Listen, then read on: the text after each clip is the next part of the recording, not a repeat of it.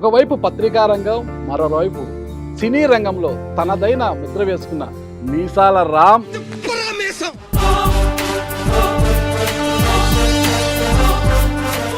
Good morning. ఇదొక అందమైన morning.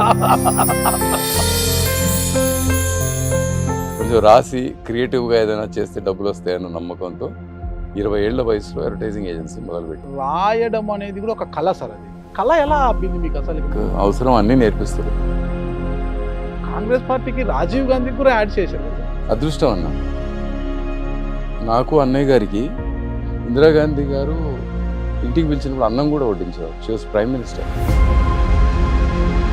మీ వదిన గారు తారాదేవి గారు. రాజీవ్ గాంధీ గారికి మా అన్నయ్య అంటే చాలా ఇష్టం అన్న. అన్నయ్యకి తారాదేవికి పెళ్లి చూపులు అరేంజ్ చేసింది ఆయన వల్ల వీళ్ళిద్దరూ పెళ్లి చేస్తున్నారు. మీరు ఎక్కడ వివాహం చేసుకున్నారు సార్? మాది పారిపోయి చేసుకున్నది. నాకున్న కోరిక ఒకటే అన్న, మా అమ్మని బాగా చూసుకునే భార్య కావాలి. అది నా పిచ్చి. అంటే అమ్మ పేరు వచ్చిన ప్రతిసారి మీ ముఖ కవలికలు మారిపోతున్నాయి, మీ కళ్ళు చెమరుస్తున్నాయి సార్. మా అమ్మ లేకపోతే నేను బతకలేను అని నేను అనుకున్నా అన్న. నాకు అలా అనిపించింది అన్న. నేను అమ్మని ప్రేమించలేదన్నా, అది నా స్వార్థం. నాకు మా అమ్మ కావాలి. నేను మా అమ్మని ఎంత బాగా చూసుకున్నానంటే మా అమ్మని తలుచుకున్నప్పుడల్లా ఆనందం వేస్తుంది, నాకు బాధే వేయదు. రాజశేఖర రెడ్డి గారు మీ ఇంటికి కూడా వచ్చేవారంటారు సార్? ఓ చాలా ఇష్టం అమ్మగారు వేసే వేడి వేడి దోశలు అంటే చాలా ఇష్టం. చాలా ఇష్టం అన్న. రాజశేఖర్ అన్న ఎంత దగ్గరంటే ఒక బ్రదరే అన్న. వయసు అన్న చనిపోయినప్పుడు జగన్ అన్న ఆడ కూర్చున్నాడు ఒక కుర్చీలో, లేచి వచ్చి 2 చేతులు పట్టుకొని నిలబడినాడు అన్న. కాసేపు ఒకే మాట అన్నాడు, కాళ్ళకి చెప్పులు లేకపోయినా పర్వాలే, నాయన అనుకున్నదల్లా చేయాలి చూడు. రోజులాగే తెల్లారింది, వేకు ఉంది, వెలుగుంది, మీరు లేవంటారేంటి రాజు. రాజశేఖర రెడ్డి గారిని ప్రేమించిన వాళ్ళు 1 కోటి మంది ఉంటారన్న, ఇంకా ఎక్కువ మంది ఉంటారు. చాలా ఎక్కువ ప్రేమించిన వాళ్ళు ఒక విజయం ఉంటుంది. ఆమె నన్ను అడిగిన ఒకే ఒక్క ప్రశ్న, రామ్ ఇంతమంది మీ అన్న చనిపోయినాడని ప్రాణాలు పోగొట్టుకున్నారు, వాళ్ళందరూ ప్రేమించే కదా, మరి నేనెందుకు ఇంకా బతికున్నాను అంటే నా ప్రేమ అంత గొప్పది కాదా? ఎక్స్ట్రాడినరీ ఫ్యామిలీ అన్న. ఆ ఫ్యామిలీని మరి ఫ్యాక్షన్ ఫ్యామిలీ అది ఇది అనేసి మొత్తం ఏం ఫ్యాక్షన్ అన్నా, గుండెకు వస్తే ప్రేమ రాలుతుందన్న. అదన్నా రాయలసీమ, రాస్తే అలాంటి ఒక కథ రాయాలా? బైరెడ్డి రాజశేఖర రెడ్డి గారు ఒకసారి మీ కారు తీసుకెళ్ళి మళ్ళీ తెచ్చిచ్చినప్పుడు ఆ కారుకి అంత రక్తపు మరకలు ఉన్నాయంట కదా సార్? ఏమవుతావు సార్, కర్నూలు రాజకీయాలు ఏదో కొట్టుకున్నారు. తాతగారి పేరు నిలబెడుతున్నాడు సార్ మనోడు బైరెడ్డి సిద్ధార్థ రెడ్డి. బాగున్నాడు పిల్లోడు, చాలా సంతోషం వేస్తుంది. ఈరోజు జగన్ గారి వెంట ఎందుకు లేరు? హనుమంతునితో విభేదించి బయటకు వెళ్ళిపోయారు. ఆయన తోక నా తోక అంటే పొడుగు. ఆయనకి రాజశేఖర్ రెడ్డి బొమ్మ పక్కన నా బొమ్మ ఉండాలి. ఆయన ఆకలంతా అది. ఆ కంచు కంఠానికి ఎందరో అభిమానులు, ఆ చేతి రాతకు మరెందరో ముగ్ధులు. తనదైన శైలిలో ఇరు రంగాలలో రాణించిన సవ్యసాచి అతను. ఒకవైపు పత్రికా రంగం, మరోవైపు సినీ రంగంలో తనదైన ముద్ర వేసుకున్న మీసాల రామ్ అతను. అతనే అందరూ ముద్దుగా పిలుచుకునే ప్రియదర్శిని రామ్, సాక్షి రామ్. ఆయన అసలు పేరు ఒకటి ఉంది, అసలు పేరు ఇంటర్వ్యూలో ఆయన అడిగి మనం తెలుసుకుంటాం. ప్రస్తుతం మనతో ఉన్నారు ఆయన. అదే మీరందరూ ముద్దుగా పిలుచుకునే ప్రియదర్శిని రామ్, సాక్షి రామ్. మాట్లాడదామా? ఓకే, నమస్తే సార్. అబ్బాయి మాట్లాడతావు అబ్బా నువ్వు. సార్ సార్ ఎంత ప్రేమగా మాట్లాడతావు. సార్ నిజంగా ఉన్న ప్రేమ సార్ అది. చాలా సంతోషం. ఎందుకంటే గుడ్ మార్నింగ్, మార్నింగ్ అనేది మీ వాయిస్తో వచ్చింది.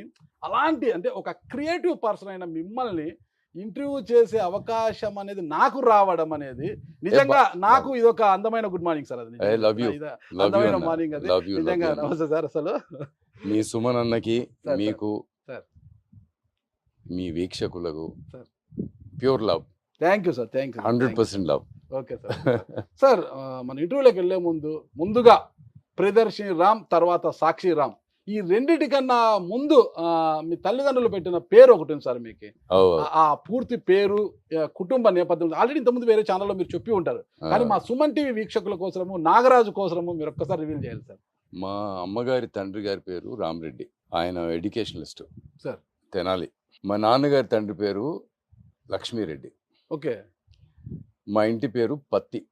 మేము పత్తి. ఓకే. సో మేము బెల్లారి ఏరియా నుంచి మా తాత ముత్తాతల దగ్గర నుంచి మెల్లగా అనంతపురం వచ్చి సెటిల్ అయినారు సార్. వాడు వచ్చింది అనంతపురం సార్, గుత్తి దగ్గర పాత కొత్త చెరువు అని. Okay sir. అక్కడ సెటిల్ అయినారు. పక్కనే సార్, మాది గుత్తి సార్. గుత్తిలో సెటిల్ అయినారు సార్. మా తాత గుర్రం మీద తిరిగి, సార్ లక్ష్మీరెడ్డి గారు సార్, గుర్రం మీద తిరిగి ఉన్న ఆస్తి అంతా పంచిపెట్టినాడు. ఓకే. ఎందుకు పంచిపెట్టినాడో మాకు తెలియదు కానీ పంచిపెట్టినాడు. పేదలకే పంచిపెట్టాడు సార్. ఏమో ఎవరెవరికి పంచిపెట్టినాడో తెలియదు. అంతే ఉంటది గుణం, అదే మంచి మనిషి. Okay sir. లక్ష్మీరెడ్డి గారు అట్లా పెట్టినారు. ఆయన భార్య సాయమ్మ రెడ్డి అని పెట్టుకోలే, ఆమె ఎందుకో ఇష్టం లేదు. నాయనమ్మ గారు. ఆవిడ 4 కొడుకుల్ని 2 కూతుర్ని తీసుకొని అనంతపురం వచ్చా సార్. కాసిన దుడ్లుండే మూట కట్టుకొని వచ్చినారు. భూమి ఒక 30 ఎకరాలు ఎంతో ఉండిందాడ రాయలసీమలో. అది కూడా గుత్తి దగ్గర ఎకరం ఆ రోజుల్లో ఎంత ఉంటుంది అన్న, 100 రూపాయలు. ఇప్పటికి కూడా 1,00,000 రూపాయలు దొరికిపోతుంది. సో విలువలేని భూమిని, రాళ్ళు ఉన్న భూమిని కొట్టి సాయమ్మ కొడుకులు మా నాన్నగారు హనుమంతరెడ్డి వీళ్ళందరూ ఆ భూమిని సేద్యానికి సరిపోయేటట్టు చేసుకున్నారు. ఓకే.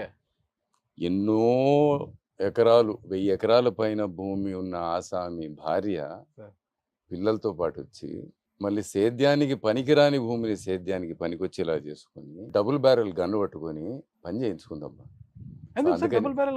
గొడవలు ఉండినాయి ఆడ. మీకు తెలియందే ఉంది నా అనంతపురం. అంటే మీరు అక్కడికి మైగ్రేటెడ్, అంటే వలస వచ్చారు. అందుకనే మీకు ఎవరితో గొడవలు? ఆ భూమి కోసం ఉండే గొడవలు. ఓకే. భూమి కొనుగోలు చేశారు కదా మీరు? ఆ భూమి మాదే. మీదే? అదే కొనుగోలు చేశారు మీదే. అదే మీకు వచ్చింది. ఏ గొడవలు ఉండి, అక్కడి నుంచి వచ్చిన గొడవలు, ఇక్కడి నుంచి వచ్చిన గొడవలు. సాయమ్మ ఒక మహిళ అయి ఉండి ఆమె గన్ను పట్టుకొని సేద్యం చేసి వీళ్ళందరినీ సాకింది. సో మా నాన్నకి అటు లక్ష్మీరెడ్డి గారికి కూడా ఏదైనా చేయాలి, ఇటు చిర్రా రామిరెడ్డి గారికి కూడా ఏదో ఒకటి చేయాలి. అడంతా పత్తి ఎక్కువ. అవును సార్. బ్లాక్ సాయిల్ కదా. అవును సార్. ఇంటి పేరు కూడా పత్తి. ఓకే. ఈ గుంటూరు వాళ్ళు వచ్చి అటువైపు ఎక్కువ. అట్లా నా పూర్తి పేరు పత్తి Lakshmi Ram Reddy. Ram Reddy sir? Ramireddy sir? Ram. Okay. పత్తి లక్ష్మీ రామ్ రెడ్డి ఇది పూర్తి పేరు. ఈ పేరు కిందే ఇంత కథ ఉందంటే. కానీ ఒక్కటి క్లియర్ చేయలేదు సార్ నాకు. నానమ్మ ఎందుకు గన్ను పట్టుకున్నారా? ఆ భూమి కథ ఏంటి అసలు? నాకు కూడా అంతగా తెలియదన్నా, తెలుసు చెప్పారు కాబట్టి. ఆ రోజున గన్ను ఒక మహిళ అందులోను, అంటే మరి గన్ను పట్టుకుంటే అంత భూమికి ఆసామి అయితే గొడవలు అయితే ఉంటాయి కదా. ఓకే. మరి ఇంట్లో గన్ను ఉండకుండా ఎట్లుంటుంది? గన్ను ఇంట్లో ఉండొచ్చు సార్, కానీ మహిళ చేతుల్లో తప్పదు కదా. కాపాడుకోవాలిగా కుటుంబాన్ని. ఆడామని మించిన శక్తి ఏది ఉందన్న? మనము శక్తి అనేదే మనకి దేవత కదా. శక్తి సార్, అదే సాయమ్మ. Okay sir. శక్తి పీఠాలు ఉన్నాయి కదా. సాయమ్మ గారు ఒక శక్తి. నానమ్మ గారు. ఓకే. నానమ్మ గారు నీ వల్ల ఇవాళ నేను మా నాయనమ్మని తలుచుకున్నా. అది నా అదృష్టం. మీ నాన్నమ్మ గురించి మాకు తెలిసింది. అందులో మా పక్క ఊరే సార్ పాతకొచ్చారు. మాకంతా 10 కిలోమీటర్ 15 కిలోమీటర్లు సార్. పేరు కూడా మళ్ళీ గమ్మత్తు కూడా పాతకొచ్చారు. అవును సార్, పాతకొత్త చెరువు. అక్కడ చెరువు ఉంటుంది సార్, చెరువు కూడా ఉంటుంది. నేను అక్కడ పోయినా సార్. పోయి మా నాయన్ని ప్రసవించిన మంచం ఉంది ఆడ. బల్ల మంచం అని ఆ రోజుల్లో మంచాలు ఉండే కదా. బల్ల, ఆ బల్ల కూడా ఇంకా ఆడనే ఉంది ఇంట్లో పాతకొచ్చారులో సార్. ఇప్పటికి ఎప్పుడైనా వెళ్తుంటారా? వెళ్తా. దేవిరెడ్డి అని నాయన, మా మేనత్త కొడుకు ఆయన ఉంటాడు. అలా సరే. నానమ్మ అక్కడ ఉన్నారు ల్యాండ్స్ అనుకున్నారు. తర్వాత మీరు ఎక్కడికి వచ్చేసారు సార్? మా నాన్నగారు బాగా చదువుకొని గిండిలో ఇంజనీరింగ్ చేశారు. మా ఇంట్లో బాగా చదువుకుంది మా నాన్నగారు. ఆయన చదువుకొని తమ్ముళ్ళందరినీ చదివించినాడు. ఓకే. ఒక తమ్ముడు భీమిరెడ్డి చదువుకోలే. సో ఆ భూమి అంతా భీమిరెడ్డికి రాసేసినారు, 3 అన్నదమ్ములు. ఓకే. సో దట్ ఆయన పాతకొచ్చూరులో ఉండే భూమి ఉన్నారు సార్. ఆయన కూడా లేరు ఇప్పుడు. వాళ్ళ పిల్లలు సాగు చేసుకుంటున్నారు. సో అది కథ. సో మా నాయన గిండికి పోయినాడు. తాతగారు ఆస్తి మీకేం రాలేదు? ఏం రాలేదు. మాకు అసలు ఏం ఆస్తి రాలేదు. మీ కజిన్స్ కి వెళ్ళిపోయిందంట. ఏమీ రాలేదు మాకు అసలు. ఎక్కడి నుంచి ఏ ఆస్తి రాలేదు. మా అమ్మగారు కూడా తనకు వచ్చిన భూమి అంటే పెట్టుబడి వస్తుంది కదా పెళ్ళప్పుడు, ఆ భూమిని తన తమ్ముడికి ఇచ్చుకుంది. వాడు సరిగ్గా చదువుకోలేదు, శాంతారాంకి. ఒక్కటే ఆస్తి. తల్లిదండ్రులు ఇచ్చిన ఒక గొప్ప జన్మ, అదొక్కటే ఆస్తి. అంతే అంతే అంతే కదా సార్? అంతే. దాంతోనే మనం అద్భుతమైన ఆస్తి అంతే కదా సార్? మనందరికీ. ఈరోజు ఇన్ని పేర్లతో సాక్షి రాముగా, ప్రియదర్శిని రాముగా మీరు పిలువబడుతూ ఇంతగా పేరు ప్రఖ్యాతులు వచ్చినాయంటే వారు ఇచ్చిన ఒక జన్మనే కదా సార్ మనకి. అందరికీ అంతకు మించిన అన్న, ఆస్తి మీకు కూడా అన్న, అంతే. మనందరికీ. నాకేనా సార్? అంతే సార్. నాగరాజు ఈరోజు ఎవరైనా తల్లిదండ్రుల్ని సరిగ్గా చూసుకోవట్లేదంటే సార్ మనకి ఆస్తి మీద గౌరవం లేనట్టే. సార్ సార్ తల్లిదండ్రులు బాగా చూసుకుంటే ఆస్తి అదే వచ్చేస్తుంది అన్న. ఖచ్చితంగా తల్లిదండ్రులే ఆస్తి కదా సార్? అది ఏదో ఓల్డ్ ఏజ్ హోమ్ లో పెట్టేస్తారు, సార్. తప్పన్నా. సార్. అది కూడా తల్లి అన్న. సార్. కడుపులో నుంచి పుట్టేది మనిషి అయితే సార్. ఎద నుంచి పుట్టేది సంస్కారం అన్న. తల్లి ఇచ్చేది మనకి ఈ రెండు, సార్. ఒకటి జన్మ, తన పాలతో మనకి ఇచ్చేది సంస్కారం. చాలా పెద్ద పెద్ద మాటలు మాట్లాడదు, కొంచెం చిన్న మాటలు మాట్లాడుకుందామా?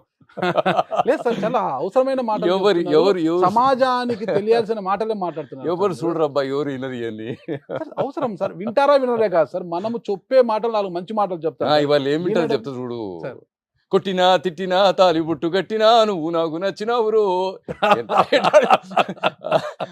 యాలి భార్యని కొట్టినా తిట్టినా పర్వాలేదు, పాపే పాడుతుంది. సార్ సార్ ఆ పాట సెల్ ఫోన్ లో పెట్టుకొని తిరుగుతాండే ఒక 10 ఏళ్ల క్రితం. ప్రపంచానికి సరిపోయిన విషయమే చెప్పాలన్నా. ఈ పెద్ద విషయాలు చెప్తే వాళ్ళు వినరు, చూడరు, సార్. వాళ్ళకి ఎక్కదు. ఎక్కుతాదా లేదనేది కాదు సార్, మ్మ్. మనము చెప్పే 4 మంచి మాటలు చెప్తే తర్వాత అది వాళ్ళ ఇష్టం సార్, ఎక్కించుకుంటారా లేదనేది. స్కూల్కి వెళ్ళిన తర్వాత టీచర్ పాఠాలు చెప్తాడు సార్, వాడికి ఎక్కిందా లేదనేది కాదు సార్. పాఠాలు చెప్పడము ఆ టీచర్ యొక్క విధి, ఎక్కడ ఎక్కించడం వీడి ఇది, వాడుకోకూడదు, అల్లరి అదే అన్న, చేసుకుంటాడు. ఇక్కడ చిన్న వ్యత్యాసం ఉంది. సార్. విధిగా ఏది చెప్పినా కరెక్ట్ కాదన్న. సార్.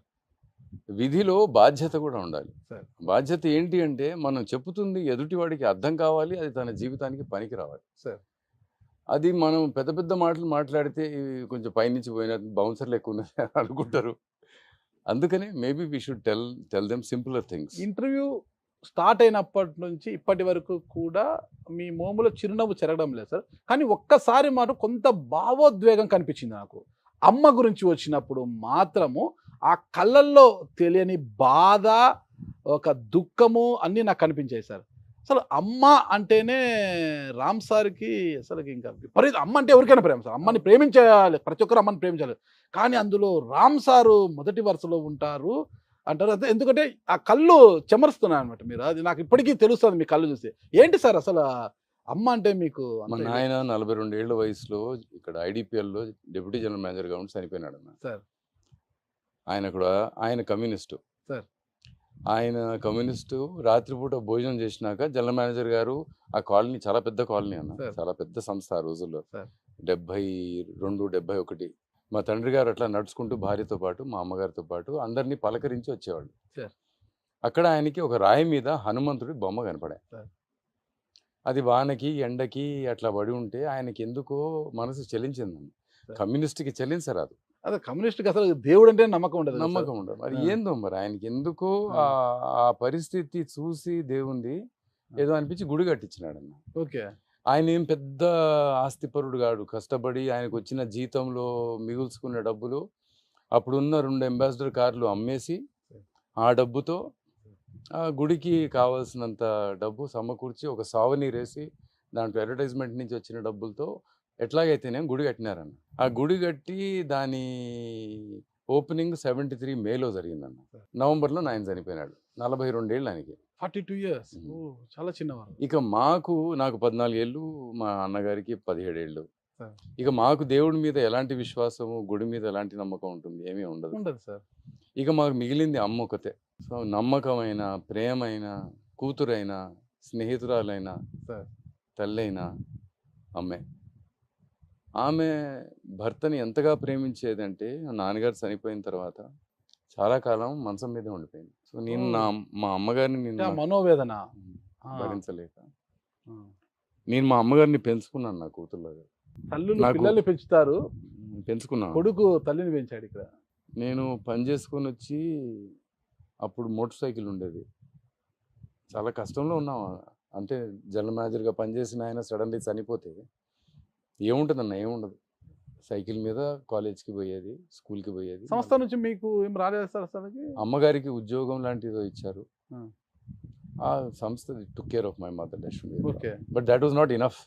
అంతే కదా, అంతే కదా. సరిపోయినంత కుటుంబానికి అది ఉండదు. కాదు కదా. ఒక పెద్ద దిక్కును కోల్పోయిన తర్వాత అవన్నీ మనకి ఏమి ఇచ్చినా అప్పుడు ఆ రోజుల్లో ఆయనకి 3,000 చిల్లర జీతం ఉంటే అమ్మగారికి 600 జీతం ఉంటే మరి సడన్లీ వ్యత్యాసం చాలా చాలా గొప్పగా తేడా కదా. చాలా గొప్పగా ఉండేది. ఆ. సో మోటార్ సైకిల్ కొనుక్కుంది నేను మా అమ్మని తీసుకెళ్ళి ఐస్ క్రీమ్ తినిపించడానికి వస్తాను. సైకిల్ మీద తీసుకెళ్ళాను కాబట్టి. సో అమ్మ నాకు కూతురైతే అమ్మ నాకు ఆకలిని నేర్పించిందన్న. ఎలా సార్? అంటే మా నాన్నగారు చనిపోయిన తర్వాత మా నాన్నగారి అస్థికలను కృష్ణా నదిలో వేసి మళ్ళీ ఐడిపిఎల్ కాలనీ బాలానగర్ దగ్గరికి పోవాలా. ఉమ్. అక్కడ పోతుంటే ఇక వచ్చినాము, సిటీ దరిదాపుల్లో వచ్చినాము, కారులో వస్తున్నాము. మా అమ్మని అప్పటికే నేను 2-3 సార్లు అమ్మ నాకు ఆకలేస్తుంది, అమ్మ నాకు ఆకలేస్తుంది అని చెప్పింది.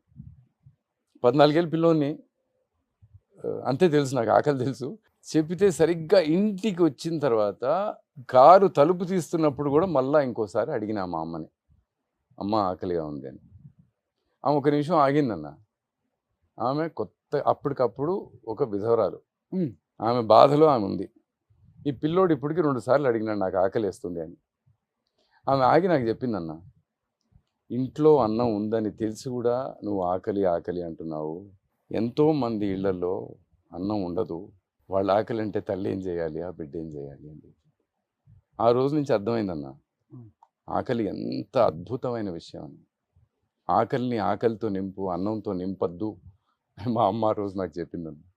అదే ఆకలి వల్ల ఒక మోటార్ సైకిల్ కొని మా అమ్మకి ఐస్ క్రీమ్ తినిపించిన. ఆ తర్వాత అమ్మగారికి అంత ఇష్టం అసలు ఐస్ క్రీమ్ అంటే? చాలా ఇష్టం. మా నాన్న తినిపించేవాడు. ఏ ఫ్లేవర్ ఎక్కువ తినేవారు? వెనీలా. ఆ రోజుల్లో వెనీలా. ఓకే, నాన్నగారు లేకపోయినా ఐస్ క్రీమ్ లేని లోటు మీరు ఆ తర్వాత కారు కొని అమ్మని, కారు కొంటే ముందు అమ్మని తిప్పాలి దాంట్లో, అట్లా. అందుకనే ఇద్దరు మీ తల్లిదండ్రులు ఇద్దరేనా సార్? బ్రదర్ మీరిద్దరే? అన్న పేరు సార్? సిద్ధార్థ్ రెడ్డి. సిద్ధార్థ్ రెడ్డి. ఓకే, పత్తి సిద్ధార్థ్ రెడ్డి. మేము ఏం చేసినామంటే నాన్నగారు చనిపోయిన తర్వాత కొంచెం ఏదో బంధువులతో ఏదో ఇబ్బంది వచ్చి పత్తి వంశానికి చేరకూడదు, ఉండకూడదు అని అనుకొని అమ్మ పేరు పెట్టుకున్నాం. మా అమ్మ పేరు ప్రియదర్శిని. ఓకే ఓకే, అమ్మగారి పేరుతోనే యాడ్ ఏజెన్సీ కూడా పెట్టారు కదా. అప్పట్లో యాడ్ చేయాలంటే ముంబైకి వెళ్ళాల్సి వచ్చేది. అందరూ కూడా ఎవరు రాజకీయ పార్టీలైనా సినిమా వాళ్ళని ఎవరైనా ముంబైకి వెళ్ళాలన్నమాట.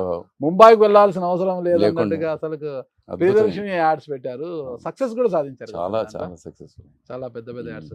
అప్పట్లో కాంగ్రెస్ పార్టీకి రాజీవ్ గాంధీకి కూడా యాడ్ చేసిన, అమేథీ కూడా చేసిన, క్యాంపెయిన్ చేసిన. అదృష్టం అన్న. ఎలా ఆ రంగంలోకి ఎలా వెళ్ళారు సార్ అసలు మీరు? మా అన్నయ్యని రాజీవ్ గాంధీ గారు ఎక్కడో కనపడితే ఆయన్ని తీసుకెళ్లారు ముందు. he was an engineer, very powerful Leo. Somehow Rajiv liked what Siddharth was doing. Ala he got in touch, and after that, because he was there, I was doing work and he called me. That's it. Gandhi కుటుంబంతో పరిచయం ఏర్పడడానికి అదే కారణం? అదే కారణం, అంతే, వేరే కారణం లేదు. నాకు బాగా గుర్తున్నా ఎంత క్లోజ్ అయిపోయామంటే నాకు అన్నయ్య గారికి ఇందిరాగాంధీ గారు ఇంటికి పిలిచినప్పుడు అన్నం కూడా వడ్డించేవారు. She was prime minister. Okay, కానీ షీ వాజ్ సో లవ్లీ అన్న. ఎంత అద్భుతమైన లెసన్స్ ఈ లైఫ్లో.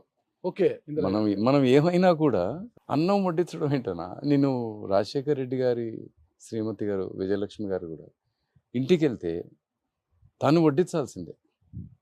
జగన్ గారి భార్య భారతి గారు తను వడ్డిస్తారు. అంటే ఎక్కడో ఎవరినో ఒక ఆత్మీయుణ్ణి డైనింగ్ టేబుల్ దాకా పిలిచాము అంటే ఇక ఆయన్ని సత్కరించాలో ఆవిడ్ని గౌరవించాలో అని వాళ్ళకి తెలుసు. ఎక్స్ట్రాడినరీ పీపుల్ అన్న. ఇవన్నీ కూడా నేను అటు గాంధీ కుటుంబంలో చూశాను. మళ్ళీ నేను అదే ప్రవర్తన మళ్ళీ వైఎస్ఆర్ కుటుంబం చాలా చాలా అదృష్టం అనిపించింది. గాంధీ కుటుంబానికి దగ్గర కావడానికి మీ అన్న సిద్ధార్థ్ రెడ్డి. మరి మీ వదిన గారు తారాదేవి గారు సార్? రాజీవ్ గాంధీ గారికి మా అన్నయ్య అంటే చాలా ఇష్టం అన్న. సార్ తారాదేవి గారు చిక్మగళూరు ఎంపీగా చేశారు సార్, ఫార్మర్ మినిస్టర్ కూడా, కేంద్ర మంత్రిగా కూడా పనిచేశారు. పివి నరసింహారావు క్యాబినెట్ లో హెల్త్ మినిస్టర్. ఇందిరాగాంధీ గారు అప్పుడు చిక్మగళూరు, మెదకు, రాయ్బరేలీ 3 చోట్ల నుంచి కంటెస్ట్ చేశారు. రాయ్బరేలీ ఓడిపోయారు. మెదక్ ఉంచుకున్నారు. చిక్మగళూరు మళ్ళీ మా వదిన గారికి ఇచ్చేసారు. ఓకే, సో ఇందిరాగాంధీ గారు మా ఇంట్లో ఉన్నారు అప్పుడు ఆ సమయంలో.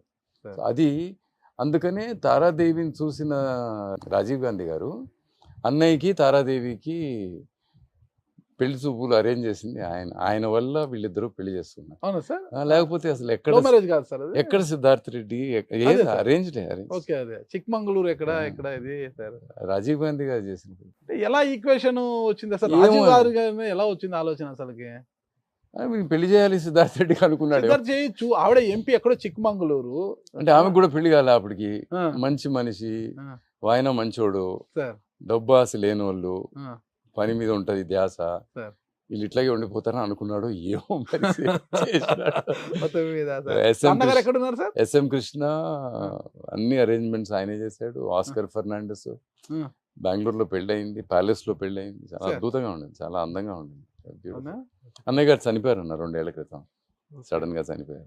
వదిన గారితో మీకు కాంటాక్ట్? చాలా మంచి రిలేషన్షిప్స్, తల్లితో వారికి సమానం. ఓ yes sir, సంతోషం. వారికి ఎంతమంది సంతానం సార్? పిల్లలు లేరన్న, నా పిల్లలే వాళ్ళ పిల్లలు. మీ పిల్లలే వాళ్ళ పిల్లలు. వాళ్ళ పెద్దమ్మను కూడా అమ్మలా చూసుకుంటారు. అమ్మలాగే. మీరు ఎక్కడ వివాహం చేసుకున్నారు సార్? మాది పారిపోయి చేసుకున్న మీ నోటితో ఉంటే బాగుంటుందని అడిగాను సార్. మా మా అమ్మ అంటే నాకు చాలా ఇష్టం కదా. సార్. ఎవరైనా భార్యను ఎంచుకునేటప్పుడు అమ్మాయి బాగుండాలి, సార్. అందంగా ఉండాలి, ఏదో ఆవిడలో ఏదో మనకు ఉన్న కోరికలు ఏవో ఉంటాయి కదా, ఈ సరిపడేటట్టు ఉండాలి అమ్మాయి అనుకుంటారు. నాకున్న కోరిక ఒకటే అన్న, సార్. మా అమ్మని బాగా చూసుకునే భార్య కావాలి. Correct correct. అది నా పిచ్చి. అలా ఠాకూర్ శారదా సింగ్ చౌహాన్ని ఒకరోజు చూసినా అన్న, తల ఉంచుకొని పొడుగాటి జడ, సార్. మేలిమి ఛాయ, అందంగా ఉంది. సార్.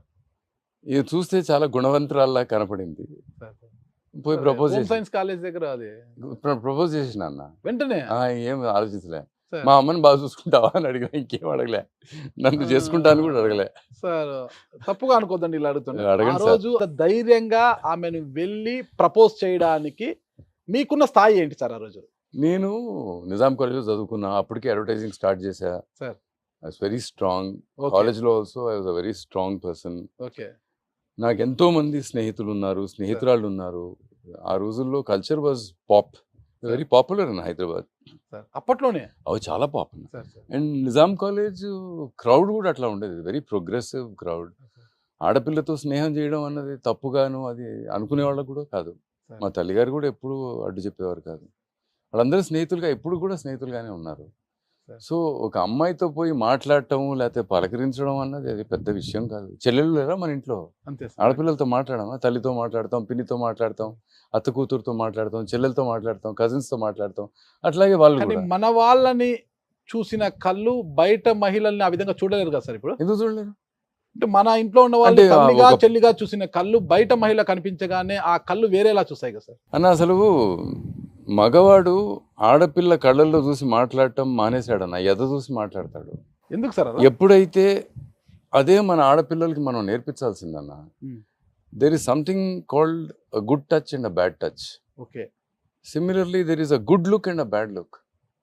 ఆ మనిషి ఏం మాట్లాడుతున్నాడు, ఎక్కడ చూస్తున్నాడు అన్నది మనం మన ఆడపిల్లలు మన పిల్లలకి తెలియాలన్న. ఇప్పుడే పాడైపోయిందన్న, అప్పుడు చాలా బాగుండేది. It was never so complicated అన్న.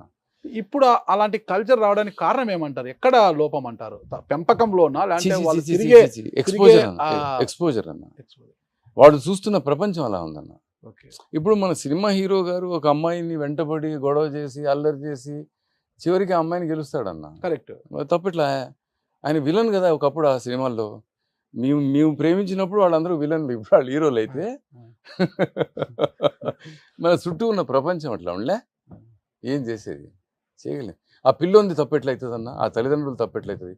వానికి రోజు ఫీడింగ్ ఇచ్చేదే మనం ఇయే విషయాలు. ఆడపిల్ల అంటే ఒక అందమైన వస్తువు. పెళ్లి చేసుకున్న తర్వాత చాలా గుణవంతురాలు, చాలా శీలవంతురాలు, చాలా మంచి మనిషి. అసలు ఇంట్లో ఎవరైనా వస్తే ఆమె వంటలన్నీ ఆమె చేస్తుంది, ఇల్లంతా తనే శుభ్రం చేసుకుంటుంది, పని మనిషి రాకపోయినా తనే చేసుకుంటుంది. ఇదంతా మగవాడు చేస్తున్న కుట్ర అన్న. ఓకే ఆడపిల్ల ఎదగకుండా ఉండటానికి, ఆ ఇంట్లో అట్లా ఉండిపోవడానికి మగవాడు చేస్తున్న కుట్ర ఇది. అదే అలా సార్ అది. అది రోజు చెప్తావు నీ భార్యకి, అబ్బా ఎంత బాగా ఉండవు, రేపు ఇది ఉండు అని. అంటే ఆమె వంట ఆమె. ఆ, అబ్బా ఎంత బాగా తుడిచావు ఇల్లు, రోజు నువ్వే తుడుంటే ఆమె పని మనిషి. ఆ. ఇదే కదన్నా, ఇంటి నుంచి బయటకు రాకూడదు ఆడపిల్ల అంటే అది వారి పని కాదంటారు సార్? అన్న. పెళ్లి చూపులకి ఇప్పుడు కూడా వచ్చినప్పుడు మీ అమ్మాయికి వంట వచ్చా, ఆ. ఇల్లు బాగా తుడుస్తుందా, ఇల్లు బాగా చూసుకుంటే ఇయే కదా అడిగేది. సార్. ఏం చదువుకుంది, ఏం చేయాలనుకుంటుంది, తన ఆశయం ఏంటి, తను ఎంత గొప్ప గొప్ప వ్యక్తి కావాలనుకుంటుందని ఎవరైనా అడుగుతా ఉండారా అన్న? ఓకే లే అన్న.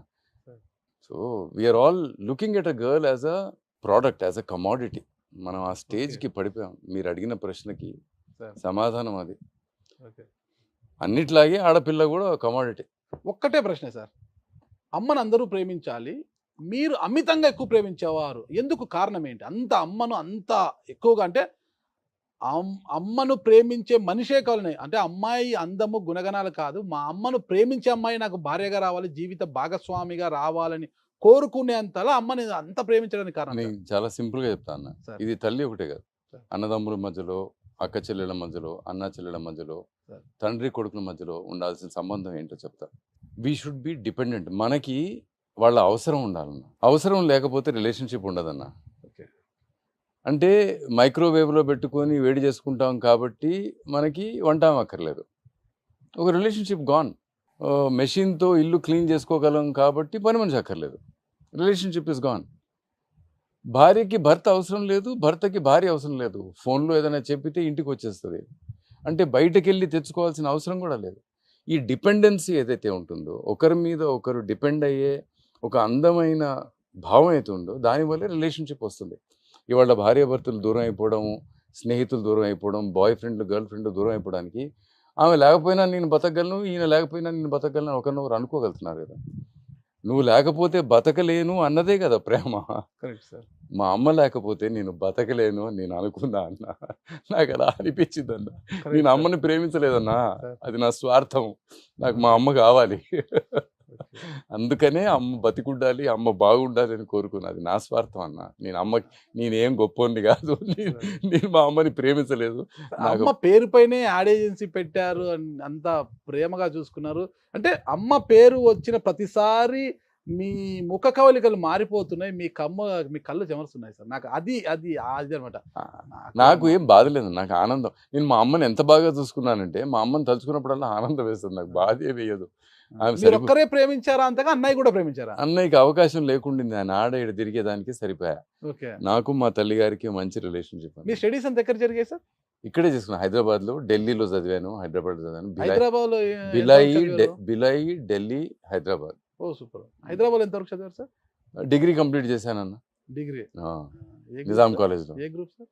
చెప్పినా నువ్వు సైన్స్ చదివినాను కానీ కప్పని కోయలా. కప్పను కోయకుండా సైన్స్ సార్? అదే మ్యాథ్స్, ఫిజిక్స్, కెమిస్ట్రీ చేసినాం sir. Okay okay. BSc maths. మరి సైన్స్ అంటే మ్యాథ్స్ అనాలి సార్. Maths combination. మ్యాథ్స్ చేసి కప్పని కోయలేదు సార్. ఓకే. కప్పలు తెచ్చినారు కానీ కోయలేదు సార్ మేము. మీ బీకామ్ లో మ్యాథ్స్ చేయలేదు, మా మ్యాథ్స్ లో మేము కప్పని కోయలేదు. బిఎస్సి చేసిన తర్వాత ఎంబీఏ సీట్ వచ్చింది కానీ బాంబేలో వచ్చింది. మఠం ప్రభంజన మూర్తి గారు అని చాలా పెద్ద ప్రొఫెషనల్, ఎన్సిబి నాథ్ గారు అని నాగార్జున ఫర్టిలైజర్స్ చైర్మన్, వాళ్ళకి ఫోన్ చేసి చెప్పారు వాళ్ళు, ఈ పిల్లోడు చాలా బ్రిలియంట్, వీడు రావటం లేదు, అడ్మిషన్ తీసుకోవటం లేదు. నేను పోయి వచ్చిన తర్వాత మా అమ్మగారిని అడిగితే పోతావా అని అడిగారు. ఆ కళ్ళల్లో పోవద్దు అని వినపడింది నాకు.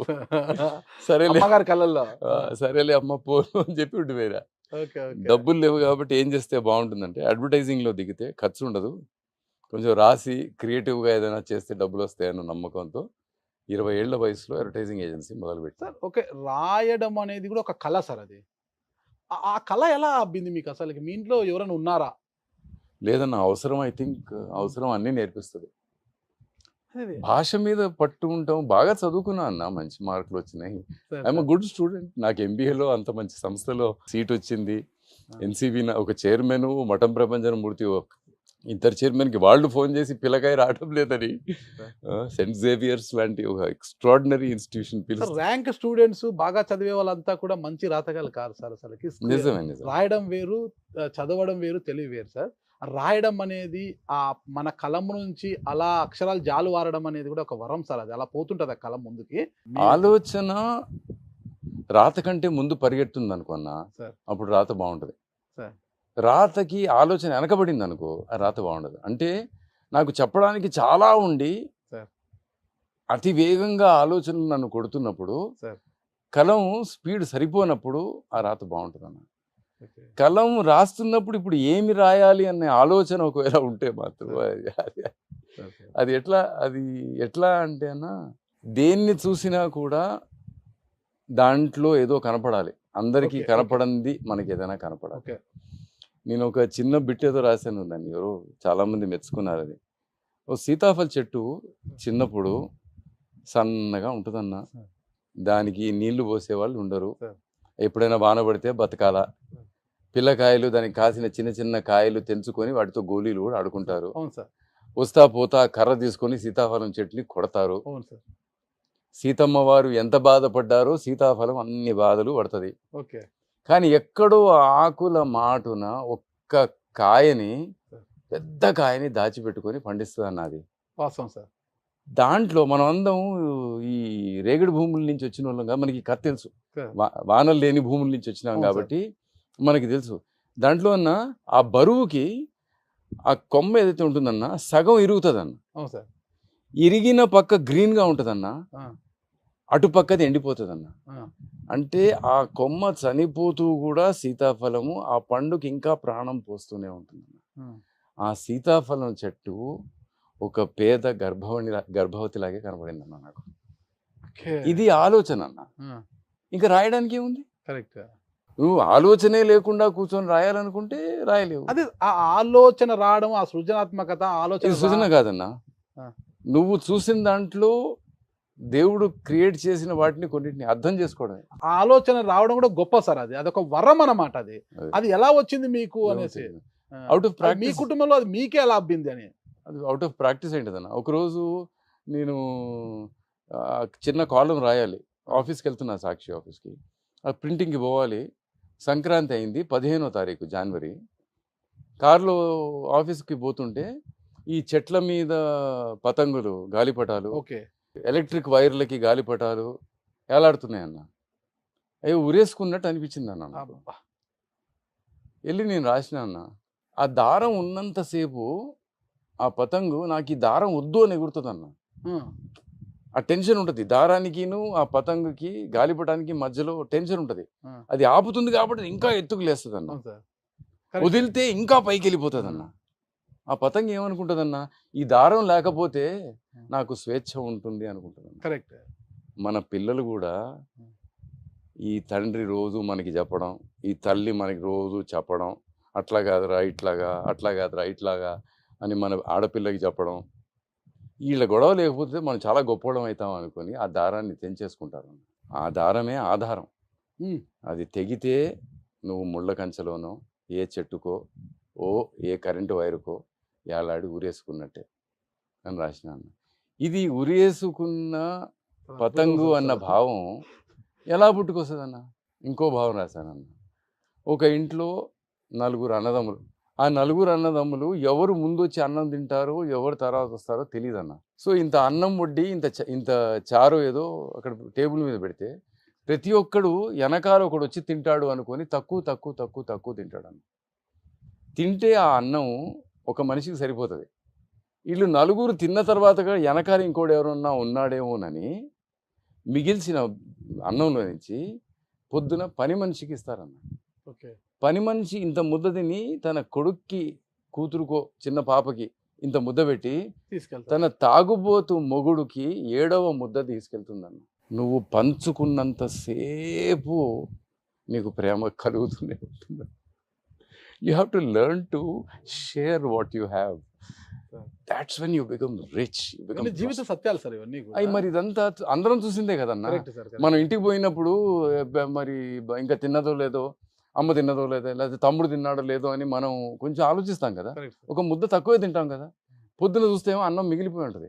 అది సత్యం కాదని. మళ్ళీ ఇంకో విషయం చెప్తాను. బోగన్ విల్లా అని ఒక చెట్టు ఉంటుంది అన్న, అంటే కాగితం పూలు అంటారు అది. ఓకే. yes. దానికి నీళ్లు పోసినాం అనుకో అన్న, ఒట్టి ఆకులే వస్తాయి. దానికి నీళ్లు పోయకన్నా ఒట్టి పూలే వస్తాయి. ఇది తెలియని విషయం సార్, నాకు కూడా తెలియదు. బోగన్ విల్లా చెట్టుకు కానీ చాలా ఇళ్లలో ఉంటాయి సార్. అది ఒక నువ్వు నీళ్లు పోయి ఒట్టి ఆకులే వస్తాయి. ఆ, ఆకలి ఆ చెట్టుకి నేర్పించిందన్న, నాకు దాహం వేస్తుంది, నేను కదలి నీళ్లు తెచ్చుకోలేను, నేను విరగబడి పూస్తే ఆ అందాన్ని చూసి ఎవరైనా వచ్చి నాకు నీళ్లు పోస్తారు అని వావ్, వావ్, సృష్టి వావ్. నేర్పించిందన్న దానికి. ఇదన్న ఆకలి. నాకు ఎలా వచ్చింది రాయడం అంటే అవన్నీ చూశాను కాబట్టి రాస్తున్నా. సార్, నేను చూస్తాను సార్, అతను చూస్తాను, అందరూ చూస్తారు. అందరికీ ఆ ఆలోచన రావాలి కదా సార్, ఆ కళ అనేది. అదృష్టం అన్న. అది దాన్ని ఒప్పుకుంటా సార్. ఆ అదృష్టం అనేది మిమ్మల్ని వరించింది, అది అంతే. ఎవరికి లేదు. అది నేను కూడా చూస్తున్నాను సార్. ఎప్పుడు నేను రాసినా కూడా ఫస్ట్ నేను మా అమ్మకి మా నాన్నకి లేకపోతే దేవుడికి ఒకసారి థ్యాంక్ యూ చెప్పేస్తాను. ఎందుకంటే ఆ ఆలోచన నాది కాదు, నేను ఒక టూల్ మాత్రమే. అది ఆలోచన ఎక్కడి నుంచో వచ్చి నా ద్వారా ఇంకొకరికి చేరుతుంది. ఆలోచన నాది, నేను గొప్పవాడిని అనుకున్న క్షణము మళ్ళీ మనిషి కథం అన్న. ఒక బండరాయిని చూస్తే నేను రాయనిగానే చూస్తా, కానీ రామ్ సార్ కళ్ళు వేరేలా చూస్తా అనిపిస్తుంది సార్ నాకు. సంతోషం అన్న. సార్ అది మీ గొప్పతనం సార్. అదే సార్. గొప్ప గిప్ప అంతా కాదులే అన్న. అట్లా రాసుకుంటే బతికినాను, నాకు జీతం ఇచ్చినాడు జగన్ రెడ్డి, నేను అన్నం తిన్నా అన్న, అంతే. నా పిల్లలకి అన్నం పెట్టిన. ప్రియదర్శిని యాడ్స్ ఎలా ఉన్నాయి సార్? పిల్లలు నడుపుతున్నా అన్న, చాలా అద్భుతంగా ఉంది. మీరు నడిపే సమయంలో ఎలా ఉండింది సార్ అసలుకి? చాలా గొప్పగా ఉండింది. I think it was the best. ఎంత డబ్బు సంపాదించిన అన్న, సైకిల్ మీద కొట్టుకుంటూ వస్తూ. ఫస్ట్ సైకిల్, తర్వాత బుల్లెట్ సార్, బైకా? బుల్లెట్ ఒకటి ఉండింది సార్. నీకు అన్ని నువ్వు మొత్తం ఎక్స్పెరిమెంట్ చేసి పెట్టినావు. ఏం లేదు సార్, ఏం లేదు సార్. రీసెర్చ్ రామ్ అయిపోయింది. సార్ కి ఇట్లా బైక్లు, కార్లు అంటే మంచి షోకు ఇష్టం అంటారు ఇష్టం సార్. అన్న, ఇష్టం. సార్ సార్ ఏదైతే లేదో దాని మీద షోక్ పెరుగుతుంది కదన్న. సార్ సార్ ఏం పల్లకీలు కట్టే అవకాశం లేదు. Sir sir. సో పిల్లలనైనా భార్యనైనా తల్లినైనా మంచి కారులో తిప్పాలనుకుంటాం. మిమ్మల్ని మీరు ఎంత ప్రేమించుకుంటారు అంటే, అమ్మని ఎంత ప్రేమిస్తారు, మిమ్మల్ని మీరు అంత ప్రేమించుకుంటారు, అదే స్థాయిలో మీ మీసాన్ని కూడా అంతలా ప్రేమిస్తారంట కదా అసలు సార్? కింద పడకూడదన్న ఇది. ఏం సార్ మీసాల రామ్ సార్ సార్ సార్. ఎవరైనా అదే అంటారన్న, సార్. గుణం అయిపోయింది, తీసేసేయాల. తీసేస్తే సార్. కొత్త రామ్ కనపడతాడు. వద్దు సార్, వద్దు సార్, అదే సార్. మీరు చూడలేరేమో. సార్ అది. మేము చూడలేము సార్ అది. మేము మా ఇంట్రోలో చెప్పినట్లుగా మీసాల రామ్ అలాగే ఉండాలి సార్. సూపర్ సార్ అది. థ్యాంక్ యూ అన్న. ప్రియదర్శిని రామ్ గా ఉన్న మీరు ఆ తర్వాత సాక్షిలోకి వచ్చారు సార్. సాక్షిలోకి వచ్చిన తర్వాత సాక్షి రాముగా నామకరణం చేశారు. ఎందుకు అది నామకరణము ఏం అలా చేయలేదు. వచ్చేసిందా ఏమన్నా ఏదో ప్రేమగా పిలుచుకున్నారు. సార్? సాక్షి మంచి సంస్థ, సాక్షి మంచి న్యూస్ పేపరు, సార్ మంచి టీవీ, మంచి విషయాలు చెబుతుంది. సార్ మంచితనానికి అది సాక్షి. సార్ అట్లా ఒకడు వీడు ఉన్నాడు, వీడికి జీతం కడుతున్నట్టున్నారు, వీడు బాగా రాస్తున్నాడు, సార్. వీడు 4 మంచి విషయాలు చెప్తున్నాడని సాక్షి రామ్ అన్నారు. ఆ ప్రియదర్శిని రామ్ మరి పొడుగ్గా ఉంది కదా, సాక్షి రామ్ అయితే సింపుల్. దానికి ముందు అమ్మ ప్రేమ ఉంది సార్. కానీ షార్ట్ కట్ లో సాక్షి రామ్ అయిపోయింది. ఏమి అమ్మ ప్రేమకే సాక్ష్యం. అంతే అంతే సార్, అంతే సార్. అంటే సార్ మీరు ఫస్ట్ రాజశేఖర రెడ్డి గారికి బాగా దగ్గరగా ఉండేవారు. ఓ రాజశేఖర రెడ్డి గారికి, రాజశేఖర రెడ్డి గారు మీ ఇంటికి కూడా వచ్చేవారంటారు సార్? అబ్బో చాలా ఇష్టం అన్నకి. అమ్మగారు వేసే వేడి వేడి దోశలు అంటే చాలా ఇష్టం అంట. చాలా ఇష్టం. ఒకసారి నాకు ఏదో చిన్న ప్రాబ్లం వచ్చింది, హెల్త్ ప్రాబ్లము. సార్. అది జగన్ గారికి తెలిసింది. నేను ఒక మధ్యలో ఒక 1 year జగన్ గారి దగ్గర లేను సాక్షిలో. అప్పుడు భారతి గారు, జగన్ గారు ఇద్దరు ఇంటికి వచ్చారు. సార్. ఇంటికి వచ్చి, అంటే యూజువలీ చాలా బిజీగా ఉంటారు జగన్ గారు, ఒక హాఫ్ డే మాతో ఉన్నారన్న. నా ఆరోగ్యం గురించి ఏదో కొంచెంసేపు మాట్లాడుకున్నాము. మిగతా అంతా ఆ ఇంట్లో రాజశేఖర్ రెడ్డి గారు ఏం చేసేవాళ్ళని మా అమ్మ చెప్పేది. వాళ్ళు విని ఎంత ఆనందపడేవాళ్ళు అంటే వాళ్ళకి వాళ్ళ నాన్న మీద ఉన్న స్పృహ, భారతి గారికి తన మామగారి మీద ఉన్న గౌరవం, ఇట్స్ అన్బిలీవబుల్, సో బ్యూటిఫుల్ అన్న. ఇట్స్ చాలా అదృష్టం. రాజశేఖర రెడ్డి గారు కూడా అదృష్టం చేసుకున్నారు. అలాంటి కొడుకు, అలాంటి కోడలు, బంగారం లాంటి కూతురు. గాంధీ కుటుంబముతో మీకు పరిచయమైన సందర్భాన్ని మీరు చెప్పారు సార్, మీ కుటుంబానికి. అవు. కానీ వైఎస్ఆర్ గారితో అంటే అదే అన్న, గాంధీ కుటుంబమే ఆ కనెక్షన్ కూడా తెచ్చింది మాకు. ఎట్లా అంటే రాజశేఖర్ అన్న రూపాయి డాక్టర్గా చాలా ప్రసిద్ధిగాంచారు, చాలా గొప్ప ఆయన. అప్పటికే డాక్టరు. రాజకీయాల్లో అంత చదువుకొని గొప్ప పనులు చేసే వ్యక్తులు కొంచెం తక్కువ, అరుదు, లేరని చెప్పను.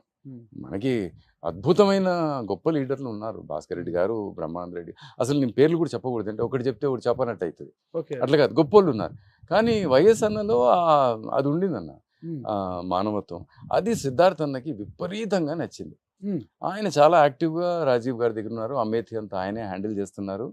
తర్వాత ఇప్పుడు ఈ సౌత్ ఎప్పుడు వచ్చినా కూడా ఇద్దరు కలిసి వచ్చేవాళ్ళు, సిద్ధార్థ్ అన్న, రాజీవ్ గారు.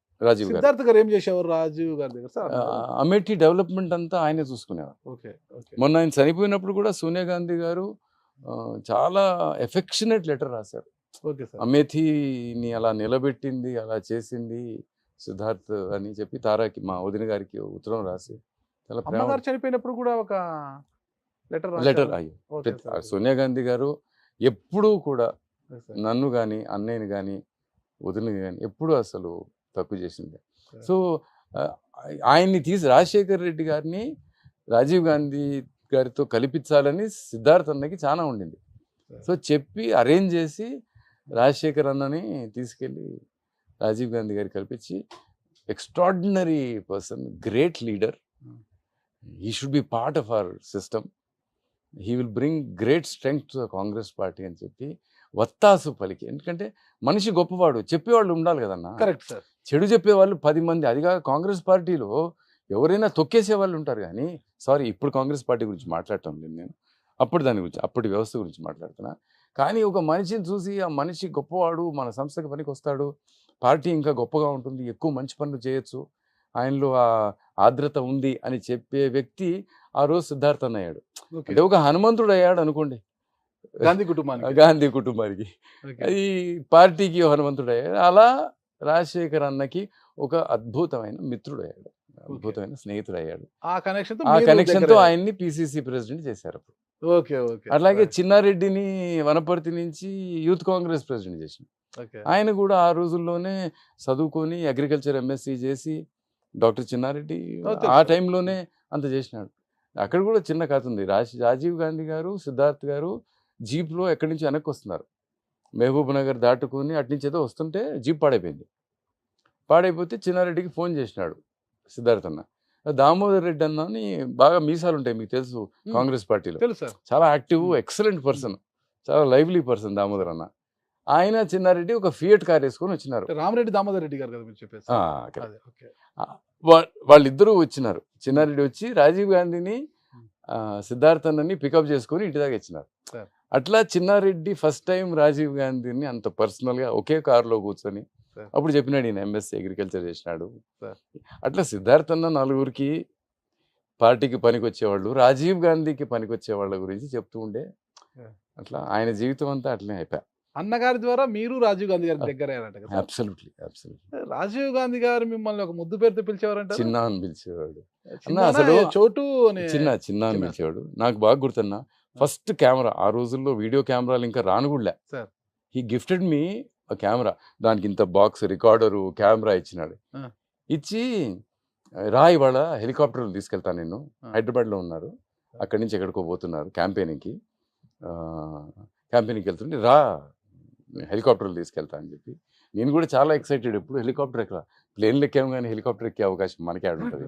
ఆ రోజుల్లో ముఖ్యమంత్రులుగా అంజయ్ గారు సీఎం అయ్యేదాకా ఒక ముఖ్యమంత్రికి హెలికాప్టర్ ఉంటాం అన్నది కూడా చాలా రేరు. సో ఆయన ఎక్కిస్తారంటే తయారైపోయినా. అంతలోకి ఇందిరాగాంధీ, బేగంపేట ఎయిర్పోర్ట్, అంతలోకి ఇందిరాగాంధీ గారి ఫ్లైట్ దిగింది. ఆమె దిగొచ్చి ఆమె రాజీవ్ గాంధీ నన్ను తీసుకెళ్తుంటే, చిన్న హైదరాబాద్ అని నన్ను తీసుకెళ్ళి, ఓ గుండప్ప క్యా కర్తా హై భయ్, ఓ పోస్టర్ పూరా ఖరాబ్ కర్ దియా, చిన్న मैं जाफर शरीफ को बोली तुम जल्दी पोस्टर बना के वो बैंगलोर एक्सप्रेस में डालो. అట్లా నా హెలికాప్టర్ రైడ్ పోయింది. ఇందిరాగాంధీ గారు ఏ పోస్టర్ తయారు చేయమన్నారు మిమ్మల్ని? క్యాంపెయిన్, కర్ణాటక క్యాంపెయిన్ సరిగ్గా చేయలేదని నేను అక్కడ అమేఠీలో చేశాను, బాగా ఇంప్రెస్డ్. ఆంధ్ర అంతా నేనే చేస్తా. అప్పుడు వెంకటస్వామి గారు పిసిసి ప్రెసిడెంట్, భాస్కర్ రెడ్డి అన్న సీఎం, ఇక్కడ చేస్తున్నా అక్కడ కూడా చేయాలని చెప్పినారు. సో జాఫర్ షరీఫ్ గారు రైల్వే మినిస్టర్ అన్న, ఆయనకి చెప్పినారు 5ంటికి ట్రైన్ బయలుదేరుతుంది, ఇక్కడ బెంగళూరు పోయే ట్రైన్. ఆ ట్రైన్ ఒక 5-10 నిమిషాలు అటు ఇటు అయినా కూడా పర్వాలేదు, జబ్ తక్ రామ్ ఆకర్ పోస్టర్ నహీ దాల్తే తబ్ తక్ ట్రైన్ నహీ నికలేగా. ఆ రోజుల్లో వ్యవస్థలు అట్లా ఉండేవి. ఇందిరాగాంధీ గారు జాఫర్ షరీఫ్ చెప్తే ఆయన ఏం చేస్తాడు. అట్లా నేను కూడా అనూహ్యమైన పవర్ని చూశాను, అనూహ్యమైన పవర్. కానీ ఎప్పుడు కూడా పవర్ మట్టి నన్ను అంటుకోలేదన్న, నా అదృష్టం. ఎంత ఈజీగా చెడిపోవడానికి. రాజీవ్ గాంధీ పవర్ని చూశారు అన్న విషయం ఒక జర్నలిస్ట్ గా నాకు కూడా తెలుసు సార్. ఎందుకన్నా, లాస్ట్ మీటింగ్ వైజాగ్ నుంచి బయలుదేరుతున్నారు, నేదురుమల్లి గారు ముఖ్యమంత్రి గారు ఉన్నారు. రాజీవ్ గాంధీ గారు నేదురుమల్లికి ఫోన్ చేసి చిన్నాకో భేజో అని చెప్పారు. వైజాగ్ నుంచో ఎక్కడి నుంచో చెన్నైకి పోతుందన్న ఫ్లైట్. ఆ ఫ్లైట్లో రామ్ని పంపించండి అని చెప్పి రాజీవ్ గాంధీ గారు రిక్వెస్ట్ చేశారు. నేను ఫ్లైట్ ఎక్కా. ఆ రోజుల్లో ముందు ఎగ్జిక్యూటివ్ క్లాస్ ఉండేది. సో మన దగ్గర కొంచెం డబ్బు గిబ్బు అంతా ఉండేది, మనం ఎగ్జిక్యూటివ్ క్లాస్లో కూర్చున్నాం. ఈయన రో నంబర్ 7లో కూర్చుంటారు. ఎక్కడైతే ఫ్లైట్ ఎంట్రీ ఉంటుందో అక్కడి నుంచి రో నంబర్ 7 మొదలవుతుంది. విఐపీస్ అంతా లాస్ట్లో ఎక్కిస్తారు కాబట్టి రో 7లో 3 సీట్లు, అటు 3 సీట్లు, ఎస్పీజీ, మిగతా సెక్యూరిటీకి ఆ 4 బ్లాక్ చేసి పెడతారు. సో అక్కడ ఆయన కూర్చొని ఉన్నాడు. సో ఆయన ఫ్లైట్ ఎక్కగానే కాయ రామ్ కాయ చిన్న కాయ అని అడిగారు. సో నన్ను పిలిచినాడు. అంతలోకి ఎయిర్ హోస్టెస్లో ఏవో సంతకాలు ఏది ఆటోగ్రాఫ్లు పెట్టించుకుంటున్నారు రాజీవ్ గాంధీ.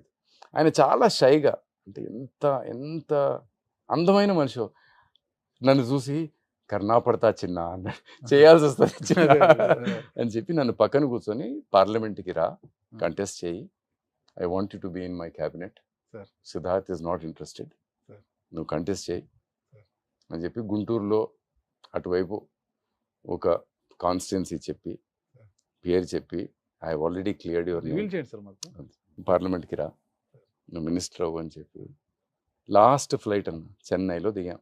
నేను చేయనని చెప్పాను, not interested in politics, I don't like politics, I hate politics, what ever my interest was. నాకేంటి మళ్ళీ ఇంటికి వెళ్ళిపోయి మా అమ్మని చూసుకోవాలి, ఇవన్నీ కావు, పని చేసుకోవాలి, ఐ వాజ్ నాట్ ఇంట్రెస్టెడ్. ఇప్పుడు డబ్బు దండిగా ఉండేది మనతో, అది ఇది అన్నారు కదా సార్. ఇప్పుడు దండిగా ఉండేది అంటే ఆ డబ్బుని మీకు వచ్చిన పవర్తో సంపాదించారా, యాడేంజ్లో సంపాదించారా? ఓన్లీ యాడేజ్. నా లైఫ్లో అన్న రాజశేఖర్ అన్న ఎంత దగ్గర అంటే ఒక బ్రదరే అన్న సార్. లేకపోతే ఆ రోజు నేను వయసు అన్న చనిపోయినప్పుడు పాప షర్మిలమ్మ ఒక్కతే ధైర్యంగా నిలబడున్నా, మిగతా వాళ్ళందరూ ఏడుస్తూ ఉంటారు. నేను కిందకి దిగి వస్తుంటే జగన్ అన్న ఆడ కూర్చున్నాడు ఒక కుర్చీలో. బంధువులు చాలామంది, వైఎస్ కుటుంబంలో బంధువులు చాలామంది, వాళ్ళందరూ ఆడున్నారు, బాధతో ఉన్నారు. డైనింగ్ టేబుల్ మీద అంతా ఫుడ్ పెట్టుంది. అంటే ఆయన సావుకి కూడా ఎవరైనా వస్తే ఆకలి కడుపుతో పోకూడదన్న సంస్కారం ఆ ఇంటిది. జగన్ గారు ఆడ ఒక్కరే కూర్చొని ఉన్నారు. ఆయన్ని ఎందుకులే పలకరించడం, పోవాలిక బాడీ వచ్చింది, నేను టీవీకి పోయి పనిచేయాలి అని వెళ్ళిపోతుంటే అన్నా అని పిలిచినాడు. లేచి వచ్చి 2 చేతులు పట్టుకొని నిలబడినాడు అన్న కాసేపు. నేను అనుకోవడం ఒక 3-4 నిమిషాలు ఊరికే ఏమీ మాట్లాడకుండా చేతులు పట్టుకొని నిలబడినాడు. ఒకే మాట అన్నాడు, కాళ్ళకి చెప్పులు లేకపోయినా పర్వాలే, నాయన అనుకున్నదల్లా చేయాలి చూడు అని చెప్పినాడు. అప్పుడు ఇంటికి ఆఫీస్కి పోతే అప్పటికే నా స్నేహితులు, నా కలీగ్స్ ఎవరైతే నాతో పాటు రాస్తారో వాళ్ళందరూ ఈ అంధకారంలో నన్ను ఎందుకు వదిలేసావు, నన్ను ఎందుకు ఇట్లా వెళ్ళిపోయావు, నువ్వు వెళ్ళిపోతే మేము ఎలా బతకాలి అన్న మ్యాటరే రాశారు. ఏడపోయావు రాజన్న అది రాస్తే అది వద్దని చెప్పి అప్పుడు పోయారని మీరెట్లా అంటారా, ఎందుకంటున్నారు, ఏడపోతావు రాజన్న, పోలేదని రాద్దాంరా అని చెప్పి నేను గొడవ పెట్టుకొని మళ్ళీ రీరైట్ చేసుకొని రోజులాగే తెల్లారింది, వేకు ఉంది, వెలుగుంది, మీరు లేవంటారేంటి రాజన్న అన్న విషయం రాసి. సో రాజశేఖర్ రెడ్డి గారిని ప్రేమించిన వాళ్ళు 1,000,000 మంది ఉంటారన్న, ఇంకా ఎక్కువ మంది ఉంటారు. అందరూ ప్రేమించారు. అతిగా ప్రేమించిన వాళ్ళు, చాలా ఎక్కువ ప్రేమించిన వాళ్ళు, ఒక విజయమ్మ ఉంటుంది. ఆమె నన్ను అడిగిన ఒకే ఒక్క ప్రశ్న, రామ్ ఇంతమంది మీ అన్న చనిపోయినాడని ప్రాణాలు పోగొట్టుకున్నారు, వాళ్ళందరూ ప్రేమించే కదా, మరి నేనెందుకు ఇంకా బతికున్నాను అంటే నా ప్రేమ అంత గొప్పది కాదా, నేను ఇంకా ఎందుకు బతికున్నా? ఆ మాట అన్నారు సార్. ఆ మాట నన్నే అడిగారు. నేను ఇంకా బతికున్నానంటే నా ప్రేమ అంత గొప్పది కాదా, నేను ఎందుకు చనిపోలేదు అని చెప్పి ఏడ్చింది. ఎక్స్ట్రాడినరీ ఫ్యామిలీ అన్న, నా అదృష్టం అన్న. ఆ కుటుంబంలో ఉన్న ప్రతి సభ్యురాలు ఒక పుస్తకం అన్న. ఆ ఫ్యామిలీని మరి ఫ్యాక్షన్ ఫ్యామిలీ అది ఇది అనేసి మొత్తం అన్న రోజు ఒకడు కత్తి తీసుకొని దూసుకుంటూ వచ్చి నిన్ను కొట్టబోతా అంటే నువ్వు చెయ్యని అడ్డం పెట్టాలా, కాలేని అడ్డం పెట్టాలా, లేకపోతే ఒక కొడవలైనా అడ్డం పెట్టాలా, నిన్ను కొడుతుంటే నువ్వు కొట్టాలా. అది వాళ్ళు కొట్టారో లేదో మనకు తెలియదు, కానీ ప్రపంచం అయితే అట్లా మాట్లాడేది. నాకు రాజారెడ్డి అన్న చనిపోయిన రోజు నాకు విషయం తెలుసు అన్న. అప్పుడు నానుడి అందరికీ తెలిసిన విషయం, కానీ ఆ రోజుల్లో మీడియా అంత పవర్ఫుల్గా లేదు కాబట్టి మైసూరారెడ్డి అన్న హోమ్ మినిస్టరు, ఓకే కరెక్ట్ కదా, రాజశేఖర్ అన్న తండ్రి గారిని చంపేసినారు. చంపినోళ్ళు వచ్చి హోమ్ మినిస్టర్ గారింట్లో దాక్కున్నారని చెప్పినారు. So protected by the same system అని చెప్పినారు. అది ఎంత సత్యమో అసత్యమో అని నాకు వద్దన్న. ఆ రోజు వినబడిన మాట, తెలిసిన మాట, నానుడిలో ఉన్న మాట, ఇప్పుడు దాకా అనుకుంటున్న మాట అదే. అలా జరిగినా కూడా రాజశేఖర్ అన్న ఫోన్ మీద హైదరాబాద్లో ఉన్నాడు. అబ్బా చనిపోయినప్పుడు హైదరాబాద్లో ఉన్నాడు. ఫోన్లు చేసి వద్దు గొడవలొద్దు గొడవలొద్దు గొడవలొద్దు అని చెప్పి ఆపినాడు అన్న. ఏం ఫ్యాక్షన్ అన్న, ఆయన గుణంలో మీకు ప్రేమ తప్ప ఏమీ కనపడదన్నా. ఏమి ఫ్యాక్షన్? ఆ మట్టికి పూసిన వాసన. ఈ సినిమాలు చేస్తారు కదన్నా మీరు, తీయండ్రా బండ్లు, తీయండ్రా కొడవళ్ళు, తీయండ్రా కత్తులు. ఎంత అన్యాయం అన్నా. యాడన్నా నువ్వు రాయలసీమలో యాడికైనా పో అన్నా, ఇంత అన్నం పెడతారు, ఎంత ప్రేమగా మాట్లాడతారు. ఎవ్వరు అసలు అది రాయలసీమ ప్రజల గుణం సార్ అది. మరి అలా నువ్వు ఫ్యాక్షన్ నేను అనడం లేదు సార్. ఇప్పుడున్న ప్రతిపక్షాలు కావచ్చు, రాజారెడ్డి గారి నుంచి ఇప్పుడు జగన్మోహన్ రెడ్డి వరకు కూడా అదే అంటారు కదా సార్. అన్న ప్రతిపక్షాలు వాళ్ళు గెలవాలంటే ఏదో ఒకటి చెప్పాలి కదన్నా. అంటే ఏ ఇష్యూ జరిగినా పులివెందల రౌడీలు వచ్చారు, పులివెందల గుండాలు వచ్చారు అంటుంటారు కదా సార్. ఆ రక్త మరకల్ని ఇప్పటికీ ఆ కుటుంబానికి అంటిస్తూనే ఉన్నారు కదా సార్. యాడంటుకుంటాయిలే అన్న. ఇంత సేవ చేసి ఇంత ప్రేమించే గుణము, అన్ని కార్యక్రమాలు చేసిన రాజశేఖర్ అన్న, ఆయన బతికింది ముఖ్యమంత్రిగా 5 ఏళ్ల 2-3 నెలలు. ఆయన చేసినంత పని ఎవ్వరు చేయలే. స్ట్రైట్ ప్రశ్న సార్. ఆ ఫ్యామిలీని ఇంత ప్రేమిస్తున్నారు, జగన్మోహన్ రెడ్డి గారి గురించి మీరు ఇంతలా చెబుతున్నారు, ఆయనని ఇప్పటికీ ప్రేమిస్తారు మనస్ఫూర్తిగా, మీరు డౌటే లేదు. అలాంటి రామ్ సార్ ఈ రోజు జగన్ గారి వెంట ఎందుకు లేరు? వెంటనే ఉన్నా. ఎందుకు ఉన్నారు సార్? ఎవరన్నా అన్నది నేను వెంటలేదని మీరు డిసైడ్ చేస్తారా? వాళ్ళ ఫ్యాక్షన్ వల్ల మీరు డిసైడ్ చేస్తారు. నేను అనలేదు సార్, ప్రతిపక్షాలు విమర్శిస్తున్నాను, నేను అనడం లేదు. నాకు తెలుసు, నేను రాయలసీమ వాడిగా నాకు తెలుసు. తండ్రిని చంపిన వారిని క్షమించి వదిలేసిన పెద్ద గుణము రాజశేఖర రెడ్డి గారిది. తాతను చంపిన వారు కళ్ళెదురుగు తిరుగుతున్నా కూడా చూసినట్టు వదిలేసిన మరో పెద్ద గుణము జగన్మోహన్ రెడ్డి గారిదని నేను నమ్ముతాను. దాని గురించి ఇంకో మాట చెప్తా క్లోజ్ చేసే ముందు. మైసూరారెడ్డి అన్నగారిని ఒక రోజు ఎయిర్పోర్ట్ లో రాజశేఖర్ అన్న చూసినాడు. ఆయన ఢిల్లీ పోతా ఉన్నాడు. ఢిల్లీ పోతా ఉంటే అటు దూరంగా కనపడినాడు. రాజశేఖర్ అన్న మైసూర్ అన్న ఇద్దరు కలిసి రాయలసీమ యాత్ర చేసినారు. మీకు తెలుసు సార్, చాలా మంచి యాత్ర అది. ఐ థింక్ పాదయాత్రలో మొదటిసారి చేసిన పాదయాత్ర అదే మన 2 రాష్ట్రాల్లో చేసి రాయలసీమ బాగుపడాలని కోరుకున్నది వాళ్ళిద్దరు. ఇద్దరు సహయోగులుగా నడిచినారు అప్పుడు. సో ఇప్పుడు కనపడినాడు ఎయిర్పోర్ట్ లో. ఇప్పుడు సారు సీఎం, కాంగ్రెస్ సీఎం, ఆయన టీడీపీలో ఉండి ఆడ బయట ఉన్నాడు. ఆయన దూరం చూసి మైసూరా ఇటు రా ఆయన మళ్ళా చూడు పిలిచి, మైసూరారెడ్డి గారు ఒకసారి ఇటు వస్తారా? అట్లే ఉండదు. ఓ మైసూరా అయితే రాపా అని. ఏం రాజశేఖర్ని మనం యాత్ర చేసినప్పుడు అనుకునే చేసినావా అని అడిగినాడు. మా నాన్నని చంపిన వాళ్ళు నువ్వు దాచిపెట్టినావా అని అడగలే. మనం ప్రజలకి చేస్తాం అనుకునేవన్నీ చేసినావా అని అడిగితే ఆయన తలచుకొని మనం అన్నదానికంటే ఎక్కువ చేసిన వాళ్ళు, అబ్బా ఎందుకు ఇప్పుడు నాకు సిగ్గు అవుతా ఉంది అన్నట్టుగా ఉన్నాడు ఆయన. ఆయన అది చేస్తే తనయుడు జగన్మోహన్ రెడ్డి గారు మైసూరారెడ్డి గారిని కొన్ని సంవత్సరాలు పక్కన పెట్టుకున్నారు సార్, పార్టీలో పక్కనే పెట్టుకున్నారు. సరే అది అయిపోయింది అన్న. పోయి మళ్ళా పోతుంటే కొంచెం దూరం పోయినాక మళ్ళా మైసూరా మళ్ళా పిలిచినాడు. ఏదో జ్ఞాపకం వచ్చింది రాజశేఖర్ అన్నకి.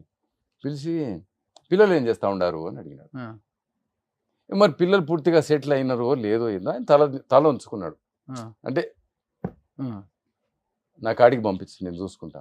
ఏం ఫ్యాక్షన్ అన్నా, గుండెకు వస్తే ప్రేమ రాలుతుందన్నా. ఇది రాయలసీమ, అదన్నా రాయలసీమ రాస్తే అలాంటి ఒక కథ రాయాలా? 2014లో వైఎస్ఆర్ కాంగ్రెస్ పార్టీ ఎన్నికల క్యాంపెయినింగ్ కి యాడ్స్ చేసిందంతా మీరే సార్. మరి 2019 ఎందుకు చేయలేదంటే ఏం చేశారు సార్? 2019 ముందు ఎవరికి ఇచ్చినారన్నా సార్? మళ్ళీ బాగాలేదని జగన్ రెడ్డి పిలిచి క్లాస్ బీకి పొద్దున్నే ఏం చేయి ఇదేంది అదేంది అని చెప్పి మీరు ఉండగా ముందుగా వేరే వాళ్ళకి ఇవ్వాల్సిన అవసరం ఏమొచ్చింది అన్న? వాళ్ళని తెచ్చుకున్నారు కదన్నా పీకే గారిని. ఓకే, ఓవరాల్ క్యాంపెయిన్ ఎవరు వచ్చినా పీకే అయినా పెయిడ్ క్యాంపెయినింగ్, వాళ్ళు కూడా డబ్బులు ఇచ్చిన పని చేస్తారు. కానీ యాడ్ పబ్లిసిటీ జగన్మోహన్ రెడ్డి గారికి ఇష్టలైన మీరు ఉండాలి. ఇష్టలంతా పక్కన పెట్టన్నా.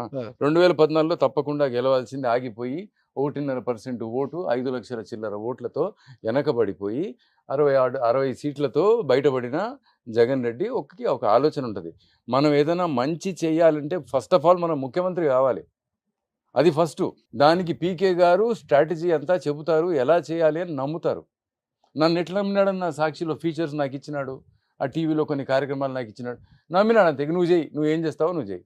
అట్లాగే పీకే గారిని నమ్మారు. పీకే గారిని నమ్మినప్పుడు పీకే గారు డిసైడ్ చేయాలి ఎలాంటి క్యాంపెయిన్ ఉండాలి, ఎలా చేయాలి, అంతా వారే నిర్ణయం తీసుకోవాలి. అయినా పేపర్లో టీవీలో మనం కావాల్సినంత ఉదరగొడుతున్నాం కదా, మనం ఎక్కడ వదిలేము, మనం ఆ పని చేస్తూనే ఉన్నాం. I'm not justifying or rationalizing the fact that I did not pick up the campaign at the beginning. అంటే But I did my bit. And when the campaign was not going in the direction that Jagan sir wanted, he definitely called me in the morning, and we did something. Actually, everything we did from then onwards. అంతా నేనే చేశాను. అంతా మీరే చేశారు sir. ఏం చేశారు అనేది మాట్లాడదాం మనము. రాజశేఖర్ రెడ్డి గారితో ఉన్న పరిచయంతో జగన్మోహన్ రెడ్డి గారు పరిచయం అయ్యారు సార్ మీరు. అంతేగా. అంటే సాక్షిలోకి రాజశేఖర్ రెడ్డి గారి పిలుపుతో వచ్చారా, అంతే. జగన్మోహన్ రెడ్డి గారితో ఉన్న పరిచయం? వైఎస్ అన్న పిలిచిన ఆఫీస్కి పిలిచిండ, చెప్పి ఇట్లా జగన్ ఇట్లా మొదలు పెడతా ఉన్నాడు చూడు, నువ్వు రా, ఈ క్రియేటివ్ వర్క్ అంతా చేస్తావు కదా, నువ్వు ఇన్వాల్వ్ అవ్వు అని చెప్పి వైఎస్ అన్న పిలిచినాడన్న. అయితే నాకు వద్దబ్బా, నేను ఇప్పుడు సినిమా చేయాలి, టాస్ అని ఒక సినిమా చేసిన, అవును సార్, అది సరిగ్గా ఆడలే. మన కన్నడ హీరో ఉపేంద్ర గారితో ఈ ఇప్పుడు మనకి మంచి రివెంజ్ ఫార్మాట్ లో ఉన్నాం, మనకి గెలవాలి ఇప్పుడు. కుదరదన్నా, ఫస్ట్ టైం జీవితంలో ఓటమి అసలు మిగిలేలా. అంతకుముందు ఒక సినిమా చేశారు కదా సార్, మీరే హీరో మీరే డైరెక్టర్. దానికి నంది అవార్డు వచ్చా, ఇది మనోడు మంచి మంచి మార్కులు వచ్చినాయి దానికి. ఏదో కొంచెం కమర్షియల్ చేస్తే అటు ఇటు పోయింది, ప్రొడ్యూసర్లు ఒకటి అడిగినారు, నేను ఒకటి అడిగిన, ఏదో అర్థం కాలే. మళ్ళా గెలవాలా, తప్పు లేదని చెప్తే రాజశేఖర రెడ్డి నెత్తి కొట్టుకుని చెప్పి, ఏమప్పా సినిమా చేస్తావు, ఎజెండా అంతా వాళ్ళు సెట్ చేస్తూ ఉన్నారు, వాళ్ళు పొద్దున్నే రాస్తారు, ఇక్కడ ప్రాబ్లం చేసినాడు, అక్కడ ప్రాబ్లం చేసినా, అంటే అసెంబ్లీకి పోయి నేను సమాధానం చెప్పుకోవాలా, ముఖ్యమంత్రిని నేను. మనకు ఒక point of view, Congress party ఏమనుకుంటుంది, సోనియా గాంధీ గారు ఏం ఆలోచిస్తున్నారు, ఈ దేశానికి రాష్ట్రానికి ఏం చేయాలనుకుంటారు మనం చెప్పాలి కదా. నువ్వు ఈ టైంలో నువ్వు ఇప్పుడు రాను సినిమా చేసుకుంటాను అంటే, తర్వాత చేసుకుంటుంది అబ్బా, సినిమా నీకు ఏదైనా కావాలంటే నేను చేసి పెడతాను ఎక్కువ అని అన్న, నేను చేయనని చెప్పి వెళ్ళిపోయాను. మళ్ళీ పిలిచినాడు, పిలిచి ఇంకోసారి చెప్పినాడు, అప్పుడు కండిషన్ పెట్టినా, 6 నెలలకు వస్తా అని చెప్పిన. 6 నెలలకు వస్తారంటే నగినాడు. ఆయనకు తెలుసు బిడ్డ దిగినాడంటే నా ప్రేమకు వదిలిపోవడానికి. 6 నెలల కండిషన్ అని చెప్పి దిగినా అన్న. దిగి బాగా కలిసి చేసినా. ముందు పేపర్ స్టార్ట్ అయింది, ఇంకా టీవీ స్టార్ట్ అవ్వకపోయా. అది సాయిరెడ్డి అన్నకి అప్పుడు టీటీడీ అది ఇచ్చినారు, మెంబర్షిప్ ఇచ్చినారు. మెంబరా ఏంది, టీటీడీ బోర్డు మెంబర్ ఇచ్చినారు. సో బోర్డు మెంబర్గా ఉండగా ఆయన టీవీ నడపడం కరెక్ట్గా, ఆయన వసూల్ కా బహుత్ సాఫ్ హై ఆద్మీ, కోई गलती नहीं करना जिंदगी में. तो वसूल की पाबंदी के साथ बोले, హిందీలో మాట్లాడుతున్నాను సరే. ఆ ఆలోచనతో తను ఏమన్నా అంటే, ఈ టీవీ కూడా స్టార్ట్ అయ్యేదాకా రామన్న నేను ఉండమని చెప్పి, 6 నెలలు అయిపోయినాయి కాబట్టి ఇంకొక 6 నెలలు వేసి, ఎలక్షన్లు వస్తున్నాయి నువ్వు చూడు టీవీ స్టార్ట్ చేయంటే టీవీ కూడా స్టార్ట్ అయింది. అట్లా 2 స్టార్ట్ చేయడానికి కారణం, అక్కడ ఒక అవసరం వచ్చింది, ఒక క్రియేటివ్ పర్సన్ చేస్తే బాగుంటుంది. అప్పుడు సజ్జల రామకృష్ణారెడ్డి గారు పూర్తిగా యాక్టివ్గా ఉన్నారు. Is done a great job with Sakshi. నేను ఫ్యామిలీ అని ఆ పేపర్కి ఫీచర్స్ దానికి పెడితే, పతాంజలి గారు లవో దిపోమన్నారు, ఏంది రామ్ మనం తెలుగు పేపర్ నువ్వు ఫ్యామిలీ అంటావు, అనుబంధ ఎడిషన్కి ఏమో ఆదివారం దానికి ఫండే అని పెట్టినావు, అవన్నీ నడవని జగన్ రెడ్డి దగ్గర సజ్జల రామకృష్ణారెడ్డిను పతాంజలి గారు ఏదో కాసేపు క్లాస్ పీకినారు. ఆయన ఏమన్నాడు, ఇదే వర్కౌట్ అవుతారు అన్నాడు, చేసేపో అన్నాడు. అంత ఫ్రీడమ్ ఎందుకు ఇచ్చాడు అంటే, అన్న there is a very popular saying with Jagan గారు believes completely, with power comes responsibility. పవర్తో పాటు బాధ్యత కూడా వస్తుందన్న. అండ్ ఏ వ్యక్తి అయితే ఆ పవర్ని బాధ్యతగా వాడుకుంటాడో వాడు కరెక్ట్ అని ఆయన బిలీవ్ చేస్తాడు. లక్కీలీ నాకు ఆ ఆలోచన ఉండింది. నేను ఎప్పుడు కూడా అనుకునేవాడిని అన్న, నాకంటే నేను కూర్చున్న కుర్చీ పెద్దది కాకూడదు. ఓకే, నేను కూర్చోవడం వల్ల కుర్చీకి అలంకారం రావాలి, కరెక్ట్, కుర్చీ వల్ల నాకు అలంకారం ఉండకూడదు. Sir, so I should be larger. That is the reason why Sakshi happened in my life. Accident అన్న, ప్యూర్ యాక్సిడెంట్, అంత డెస్టినీ. సాక్షి ఫ్యూచర్స్ ఇన్ఛార్జ్ గా మీరు ఉన్నప్పుడు ఉదయం లేస్తే సాక్షి ఫ్యూచర్స్ పేజీని మెయిన్ పేజీ కవర్ పేజీగా వేసి అలా ఆ స్టాల్స్ దగ్గర ఇలా వేసి ఉంటే దంతెలకి ఆ ఫ్యూచర్స్ పేజీ చూసి పేపర్ కొనేవాళ్ళు సార్ అప్పట్లో. అంతలా అసలు మెప్పించారు అసలుకి. దీనికంటే కూడా అది జగన్ గారి ఆలోచనే అన్న. జగన్ గారు ఆ టైంలో అనుకుంది ఏంటంటే, అందరూ ప్రతి న్యూస్ పేపరు రాజకీయం రాస్తుంది, వార్తే రాజకీయం, మనం కూడా రాజకీయం రాస్తే అది రాజకీయమే అవుతుంది, పార్టీ రాజకీయమే అవుతుంది. కాబట్టి మనకు గుర్రం కావాలి, ఆ గుర్రం మీద మన ఒపీనియన్ ముందుకెళ్తే బాగుంటుంది. కాబట్టి ఫీచర్స్ అన్నది ఆ గుర్రం అవుతుంది. అది మన పాయింట్ ఆఫ్ వ్యూని ఈ సమాజం కోసం మనం చేయాలనుకుంటున్నది, కాంగ్రెస్ పార్టీ చేయాలనుకుంటున్నది ముందుకు తీసుకెళ్లాలంటే ఈ గుర్రం అవసరం అనుకొని ఆ ఫీచర్స్ అంత స్ట్రాంగ్ చేశారన్న. అది సంగతి. చాలా అద్భుతంగా వచ్చేది సార్ అప్పుడు. అంటే అదంతా అంత మేమంతా ఊరికే చేసిన వాళ్ళమన్నా, ఆలోచన అంతా జగన్ గారిది. సరే. ఆయన ఏ ప్రాజెక్ట్ అనుకోండి, anything that he does it meticulously. అన్న వాళ్ళ కుటుంబంలో ఒక గుణం ఉందన్న, ఇద్దరు తండ్రికి కొడుకు ఇద్దరికి ఉంది. వయసు అన్న మా ఇంటికి వస్తే అన్న పోతూ పోతూ సోఫా సరిగ్గా లేకపోతే కొంచెం స్ట్రైట్ చేసి, ఆ కర్టన్ సరిగ్గా లేకపోతే కొంచెం స్ట్రైట్ చేసి వెళ్ళేవారు. రాజశేఖర్ రెడ్డి గారు చనిపోయిన తర్వాత ఆ ఎమోషన్‌ని దాదాపు కొన్ని నెలలు మీరు డ్రైవ్ చేశారు సార్ అసలు పూర్తిగా అసలకి. ఎలా సాధ్యమైంది సార్ అసలకి? అదే రాజశేఖర్ రెడ్డి గారి బొమ్మ పెట్టి ఎలా పూలు పడ్డము, ఇదంతా టీవీలో రావడము, మొత్తం ఒక సాక్షి పేపర్‌లో కూడా ఆయన ఫోటోలు అంటే రావడము. మేమే ఆయన్ని అట్లా ప్రేమించాం కాబట్టి అదేం పెద్ద, అంటే దానికి ఒక స్ట్రాటజీ ప్రయత్నం ఏమీ లేదండి. అంటే ఒక ఒక ఒక సబ్జెక్ట్‌ని అన్ని రోజుల పాటు డ్రైవ్ చేయాలంటే, ఆ ఎమోషన్‌ని క్యారీ చేయాలంటే మరి అంత అంత పెద్ద ఈజీ పుస్తకం ఆయన జీవితం. సార్. బాబా ఎన్ని చేసినాడన్న. "యాడపోతావు రాజా" అనేది దాదాపు 5, 6 నెలల అవ్. కొన్ని సంవత్సరాల పాటు అది వచ్చింది కదా సార్. లేదన్న, విజయమ్మ ఫోన్ చేసి 8వ రోజో 9వ రోజో ఆపిచ్చేసింది. సార్. ఈ ఎమోషన్ వల్ల ఎవరికైనా హార్ట్ అటాక్ వస్తుందేమో, ఎవరైనా ప్రాణం పోగొట్టుకుంటారు, ఇంకా ఆపేసే రామని చెప్పారు ఆవిడ. వాళ్ళ గుణం అన్నది. అంత పవర్ఫుల్గా ఉన్నా కూడా దాన్ని ఆపేయండి అని చెప్పింది విజయమ్మ. అంటే "యాడపోతావు రాజన్న" అన్నది మాత్రం మీ కలం నుంచి జాలువారిన అక్షరాలే పక్కా. నిజంగా నా రోజు చాలా సంతోషం అది అది జరగడం. అన్నయ్య గారికి అలాంటి నివాళి ఇచ్చుకోవడం ఈ జన్మలో. సార్. It's done. ఎన్ని పూలు తెచ్చి చేయగలుగుతామన్న, అక్షరాలతో చేయగలిగింది చేయలేం. అక్షరం అద్భుతమైన నైవేద్యం. పేపర్ నుంచి సాక్షి టీవీకి సీఈఓగా వచ్చారు కదా సార్. అవు సీఈఓగా వచ్చారు. అవు. మీ వాయిస్‌ని వినిపించేలా అంతా చేశారు. మోసం voice. Sir sir sir sir కంచుకంఠం సార్ అది. అది నాది కాదు కదా, అమ్మ నాయన ఇస్తే జీన్స్ లో వచ్చినాయి మనకి. సార్ సార్ అది ఏది మంది వచ్చినా అనుకుంటే అది. పాడైపోతాము. మంది ఏది కాదు వచ్చినా కూడా అది ఆ కంచుకంఠం సార్ అది. అది. నాకు అదే అర్థం కాలేదు సార్. యాడ్స్ చేశారు సార్. 2019లో పీకే టీమ్ వచ్చింది కాబట్టి వేరే వాళ్ళకి ఇచ్చారు. యాడ్స్ సరిగ్గా ఇచ్చారు, మీకు ఇచ్చారు. ఉమ్. కానీ 2019లో జగన్మోహన్ రెడ్డి గారు సీఎం అయిన వెంటనే రామ్ గారు చాలా ప్రాధాన్యత గల పోస్టులు అక్కడ ఉంటారు, జగన్ గారు వెంట అడుగున్నారు. కట్ చేస్తే రామ్ గారు సాక్షి నుంచి బయటకు వచ్చేసారు. తర్వాత జగన్ గారికి దూరంగా ఉన్నట్లు అనిపించేలా కనిపిస్తున్నారు ఈరోజు. అసలు ఏం జరిగింది, ఎందుకు, కారణం ఏంటి? అన్న, నా చిన్న కొడుకు ఎంగేజ్మెంట్ సడన్ గా సెట్ అయిందన్న. ఆయన 10 రోజులు ఆ. హంగర్ స్ట్రైక్ చేసి ఆ, వెనక్కి వస్తున్నాడు. ఓకే. ఆపోజిషన్ లో ఉన్నారు. ఉమ్, నేను భారతమ్మ గారికి, నా సార్. బంగారం షర్మిలమ్మకి, విజయమ్మకి, ముగ్గురికి చెప్పిన ఇట్లా సార్. వివేక్ ఎంగేజ్మెంట్ సడన్ గా అమ్మ, ఆ, ఫలానా హోటలు, ఈ టైము జగన్ గారికి కూడా చెప్పండి సార్. అని చెప్తే, మేమేడ చెప్తాము, నువ్వే చెప్పు, ఇవాళ రాత్రే వస్తున్నాడు, వెనక్కి వస్తున్నాడు అని చెప్తే, సరే వాళ్ళందరూ అరేంజ్మెంట్ చేసి నన్ను ఇంట్లో నిలబెట్టినారు ఆయన వచ్చే టైంకి. ఏం రావన్నా, ఏం సంగతి అన్నా? వివేక్ ఏమో 2004 ఎలక్షన్, దాని తర్వాత ఎలక్షన్లో కూడా జగన్ గారి కోసం చాలా పనిచేశాడు. ఆయనకి ఇష్టం వివేక్, జగన్ అంటే చాలా చాలా హీరో. సో వివేక్ పెళ్ళా అన్నాడు. అవును. అయిపోయినా నీ బాధ్యతలన్నీ అనే. లే అన్న, ఇంకా గాలే, ఇంకో బాధ్యత మిగిలి ఉందని. నీకు 2 కొడుకులే కదా, ఇంకో బాధ్యత అంటున్నావు అంటే, నువ్వు సీఎం కావాలి కదన్నా అని. ఆ, ఆ, దగ్గరికి ఈడ్చుకొని కౌగిలించుకొని వస్తా ఎన్నింటికి అన్నాడు. 11:30 అన్న. లోపలికి వెళ్ళిపోయినాడు అన్న. కృష్ణమోహన్ రెడ్డి, ఓఎస్డి, మన సుబ్బారెడ్డి అన్న, ఐ థింక్ సజ్జల్ గారు కూడా ఉన్నారు. వాళ్ళు పట్టుకొని ఎట్లా వస్తాడు రేపు పొద్దున, అనంతపురంలో మన ఎమ్మెల్యే గారి కూతురు పెళ్ళి ఉండే, పెద్ద పబ్లిక్ మీటింగు, వచ్చేద్దా తిక్కులోనివా నువ్వు, పోయి చెప్పు పో అని. ఆయన రాత్రి అనుకుంటున్నాడు 11:30. అప్పుడు పబ్లిక్ మీటింగ్ తర్వాత బెంగళూరుకి వచ్చి బెంగళూరు నుంచి హైదరాబాద్ వస్తాడు, అట్లా అనుకుంటున్నాడు, పోయి చెప్పు పో అని.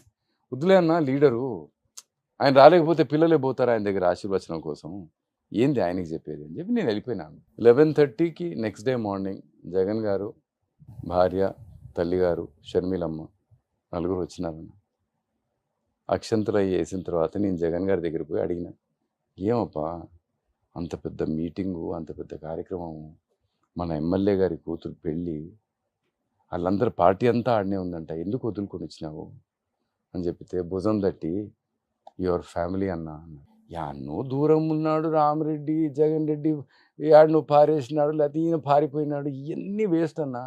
ఆయన ఫ్యామిలీ గుండెల్లో పెట్టుకున్నాడన్న. ఈ ఆడ పదవి అన్న, అంతకంటే మంచి పదవి దొరికి వస్తుందా? అంటే ఆ రోజు జగన్ గారు వెంట ఉన్నవారు, పేపర్‌లో ఉన్నవారు కావచ్చు, బయట ఉన్నవారు కావచ్చు, ఈ రోజు చాలా కీలకమైన పదవుల్లో ఉన్నారు. కానీ రామ్ సార్ కనిపించడం లేదే ఆ టీమ్‌లో నాకు అనేది. ఇంట్రెస్ట్ అన్న ఈ స్క్రీన్ ప్లే సినిమా రాయాలని. అది రాజశేఖర్ అన్నకే చెప్పిన, నాకు పిచ్చిలేసింది నేను సినిమా చేయాలి. మరి ఒక్కటే సార్ దానికి స్ట్రైట్‌గా నాకు సమాధానం. సాక్షి టీవీని కావచ్చు, సాక్షి పేపర్‌ని కావచ్చు ఎంతో ప్రేమించారు, ఎంతో అభివృద్ధి చేశారు, ఎంతో పైకి తీసుకొచ్చారు. మీ అంటే మీకు తోచిన స్థాయిలో. అందరూ కష్టపడ్డారు, మీ అందరూ కష్టం చేశారు. మీకుంది. మీ కష్టం మీకుందనట. అయినా సాక్షి నుంచి 2 సార్లు ఎందుకు బయటికొచ్చారు? ఒకసారి వచ్చి మళ్ళా ఎందుకు వెనక్కి వెళ్లారు? రెండోసారి మళ్ళా ఎందుకొచ్చారు? ఒకసారి ఆహ్, ఒక ఆ రోజు ఎలక్షన్ కౌంటింగ్ అన్న. ఇది బై ఎలక్షన్. అప్పుడే సార్ పార్టీ మొదలుపెట్టినారు. సో, కౌంటింగ్ ఉండింది. సో, నేను రాత్రి పనిచేసి పొద్దున్నే పోయి ఇక్కడ షర్మిలమ్మకి ఇచ్చారు ఆ ఇల్లు. ఇప్పుడు ఇక్కడ రోడ్ నంబర్ 2లో బంజారా హిల్స్‌లో ఉండేది అన్న ఇల్లు. ఆ ఇంట్లో కింద ఎనకాల ఒక ఇంట్లో ప్రెస్ కాన్ఫరెన్స్‌కి పోస్టర్లు, గీస్టర్లు అన్నీ చూసుకొని, మైకులు పెట్టించుకొని 4కి ఇంటికెళ్ళి స్నానం చేసి మళ్ళా ఆఫీస్‌కి 5:00కల్లా 5:15కల్లా చేరినాను. సో, అప్పుడు ఒక ఇంపార్టెంట్ మెంబరు అవుట్‌పుట్ ఎడిటర్‌గా ఒక ఆయన ఉన్నాయన. ఆయన మెల్లగా 8:30, 9కి వచ్చాడన్న. అందరూ పొద్దున్నే 5:30, 6కి కౌంటింగ్ కాబట్టి ఉండాలని అందరూ రెడీగా ఉన్నారు. He came around 8:30, 9. సో, ఆ అన్నని పిలిచి చెప్పిన, "వద్దులే అబ్బా నీకు అవుట్‌పుట్, నువ్వు వేరే చూసుకో ఏదన్నా. నువ్వు కొంచెం ఆగు, నీకు వేరే ఏదో అరేంజ్ చేస్తా" అని చెప్పిన.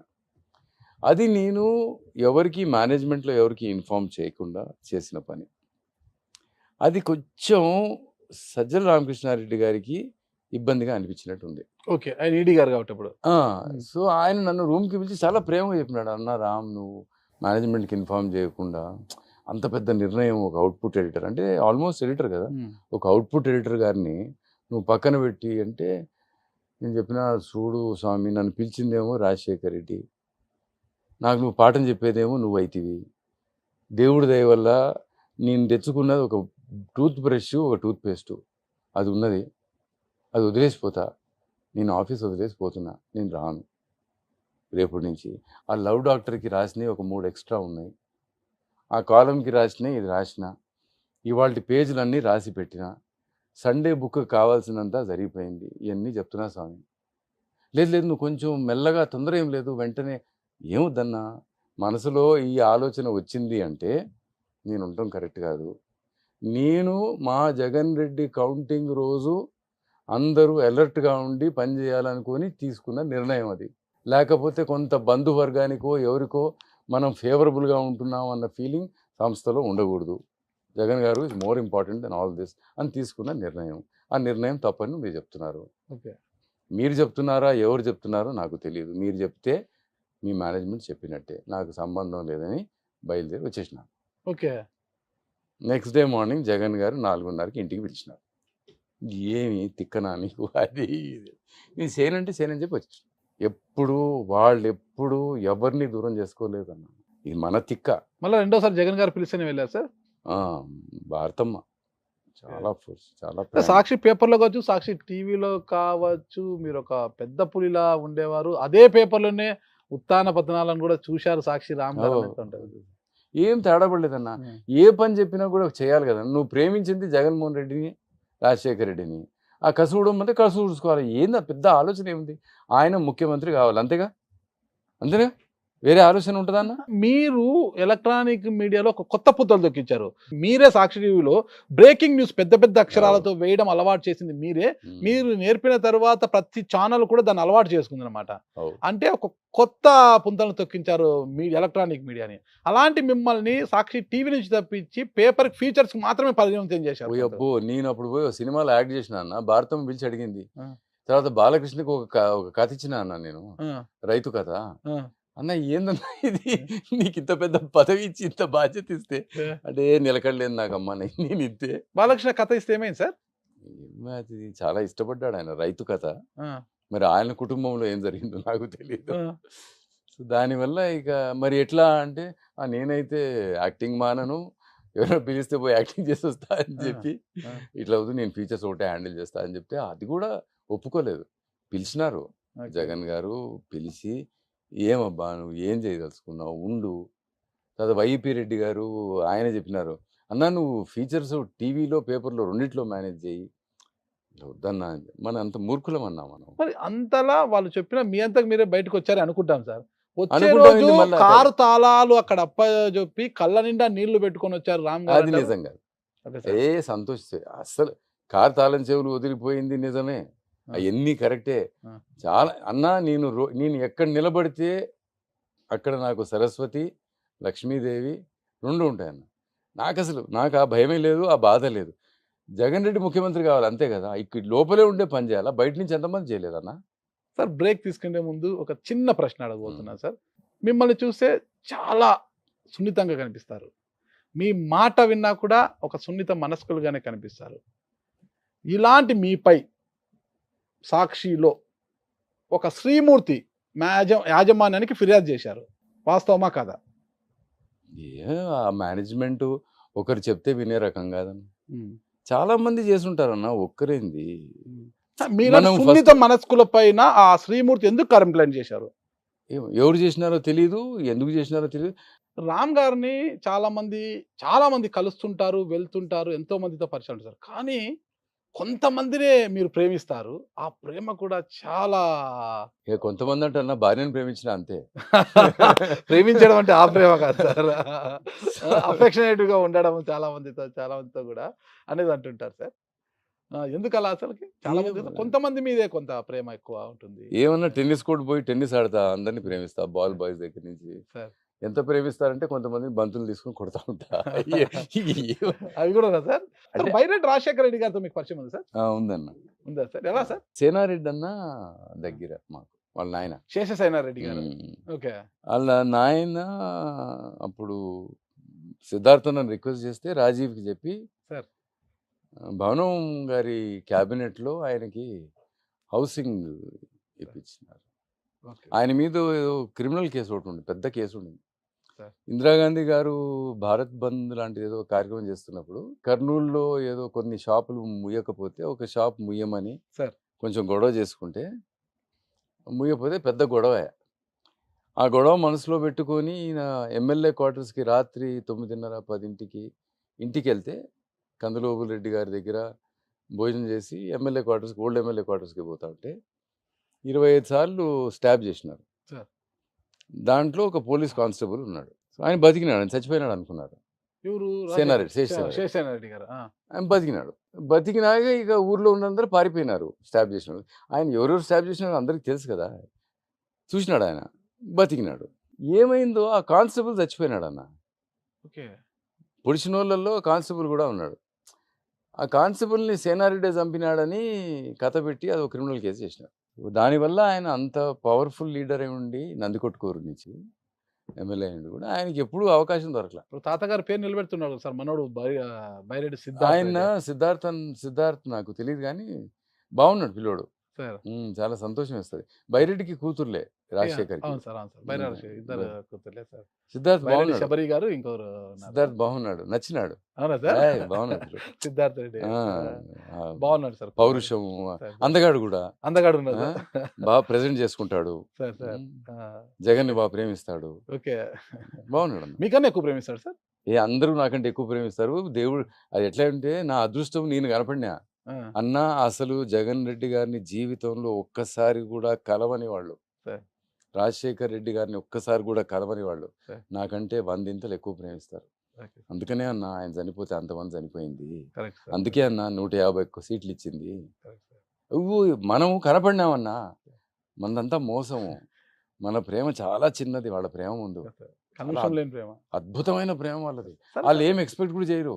ఒక చిన్న సందేహం ఉంది సార్ నాకు. రామ్ సార్ సాక్షిలో ఉండగానే వైఎస్ఆర్ గారి మరణము ఇవన్నీ జరిగిపోయేదా? రామ్ సార్ సాక్షిలో ఉండగానే వైఎస్ఆర్ కుటుంబంలో కలతలు రేగాయి. అప్పుడు రామ్ సార్ షర్మిలమ్మ వైపు నిలబడ్డారు. జగన షర్మిలానా అన్నప్పుడు రామ్ సార్ షర్మిలా గారి వైపే నిలబడాల్సి వచ్చింది.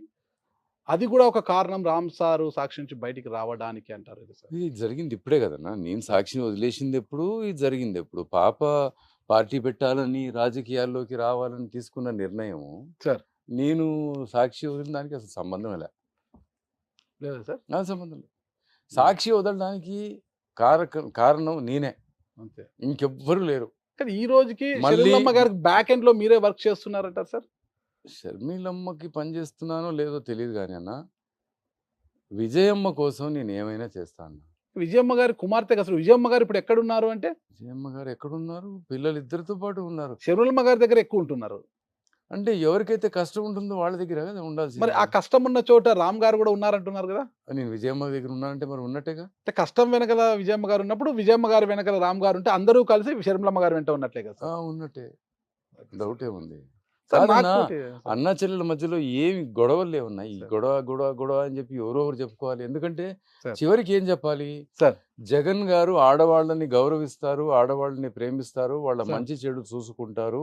సార్. సొంత తల్లి, సొంత పిన్ని, సొంత అత్త, సార్. చెల్లి, కూతురులాగా చూసుకుంటారన్న మాటకి సార్.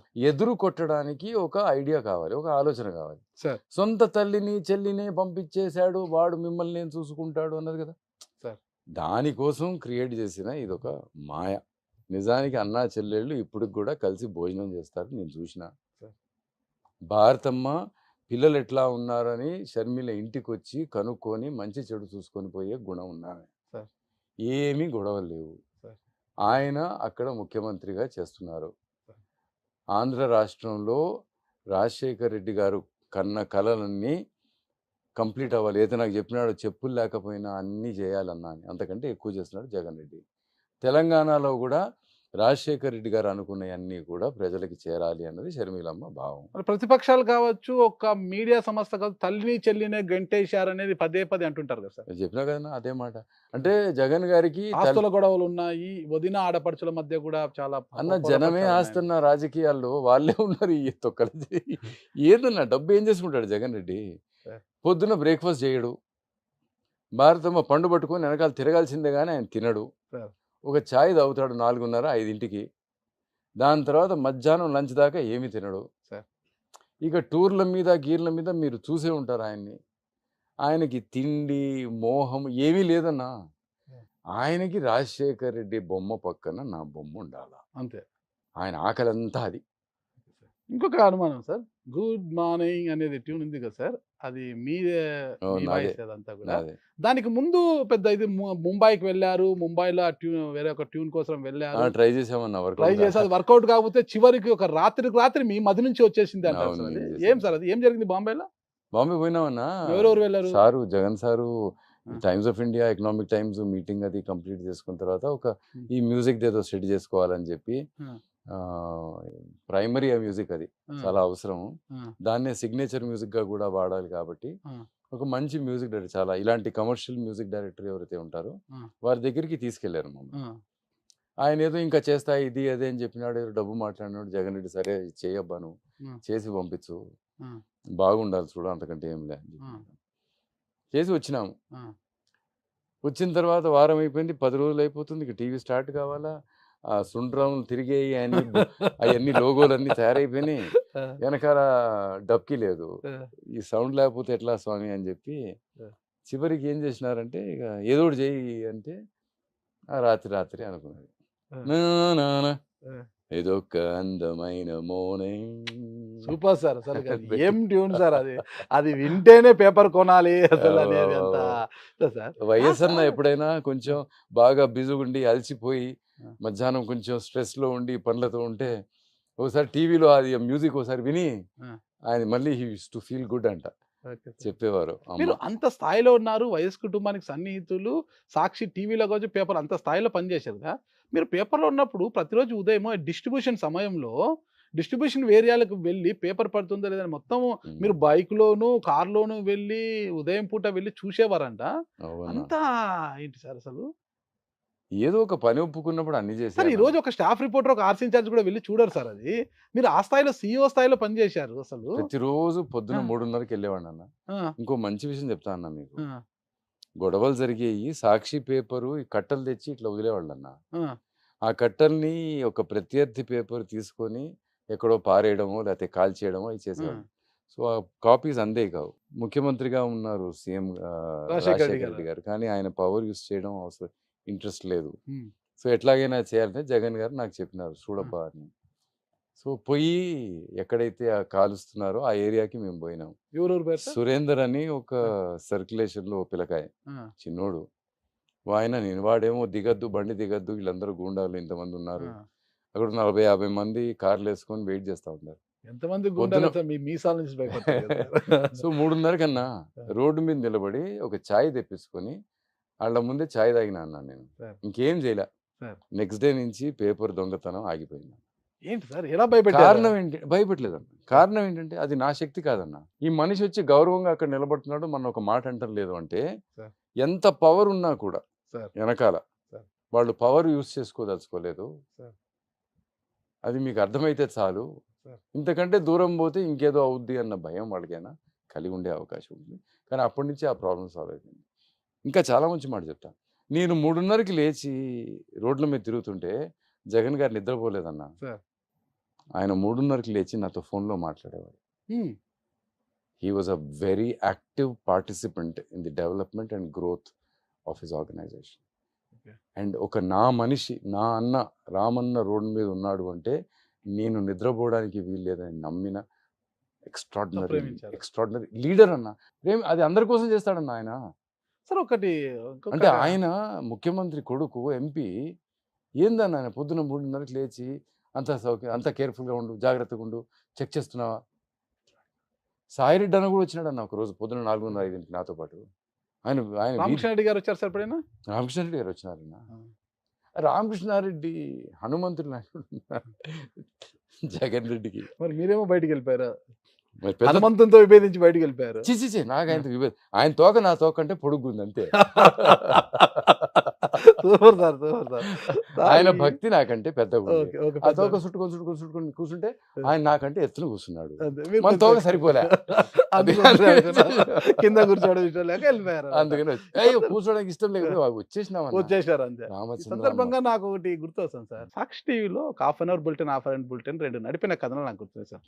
హస్తగతం, హస్తకథం, ఆ 2 రాజశేఖర రెడ్డి గారు ఎపిసోడ్లు రాజశేఖర్ చనిపోయిన తర్వాత జగన్మోహన్ రెడ్డి గారు వెళ్ళడము, సోనియా గాంధీ గారు దానికి ఓదార్పు యాత్రకు అనుమతించకపోవడము, ఇబ్బందులు పాలు చేయడము, ఇవన్నీ చేస్తుంటే హస్తగతం అనేది ఒక episode half an hour bulletin, హస్తకథం అనేది హాఫ్ అన్ అవర్ బులెటిన్ 2 నడిపారు సార్ మీరు. అసలు అవును. సంచలనం అవి 2 కూడా, కథనాలు 2. ఏం అంటే కోపంతో ఏం చేయలేదన్న. సార్ ప్రేమతో చేశారు. అంటే సోనియా గాంధీ గారు కూడా మంచి వ్యక్తిని తెలుసు కాబట్టి కోపంతో చేసింది ఏం లేదు. సరే. జగన్ గారికి అన్యాయం జరుగుతుంది, న్యాయం జరగాలి అంటే ఈ వ్యవస్థలో జరగదు అన్న ఒక ఆలోచనకు వచ్చేసారు. జగన్ గారు రాలేదు. సరే. ఇది నా మూర్ఖత్వం. ఈ 2 కార్యక్రమాలు పడిన తర్వాత హనుమంతరావు అన్న వచ్చి సార్. బయట మన పేపర్లు కాల్చి సార్. గొడవ కూడా చేసినాడు అన్న. సార్. ఎందుకంటే ఆయన కాంగ్రెస్ భక్తుడు, రాజీవ్ గాంధీ భక్తుడు, సోనియా గాంధీ భక్తుడు. సార్. ఆయనకు ఆ ప్రేమ. సార్. మేమెందుకు చేసినాము, కాంగ్రెస్ పార్టీకి నిలబడదు. సార్. జగన్ రెడ్డి లాంటి వ్యక్తినే మీరు గౌరవించుకోకపోతే సార్. ఇంకేముంది కాంగ్రెస్ పార్టీ. సార్. రాజశేఖర్ కొడుకు జగన్ రెడ్డి సార్. అన్న ఆలోచనతో రాసినది హస్తగతం అన్న ఓకే. కథ.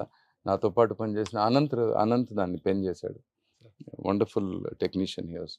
ఆయన రాసి ఈ గొడవ అయిన తర్వాత నాకు ఫోన్ వచ్చిందన్న. ఇవన్నీ గొడవలు జరుగుతున్నాయి.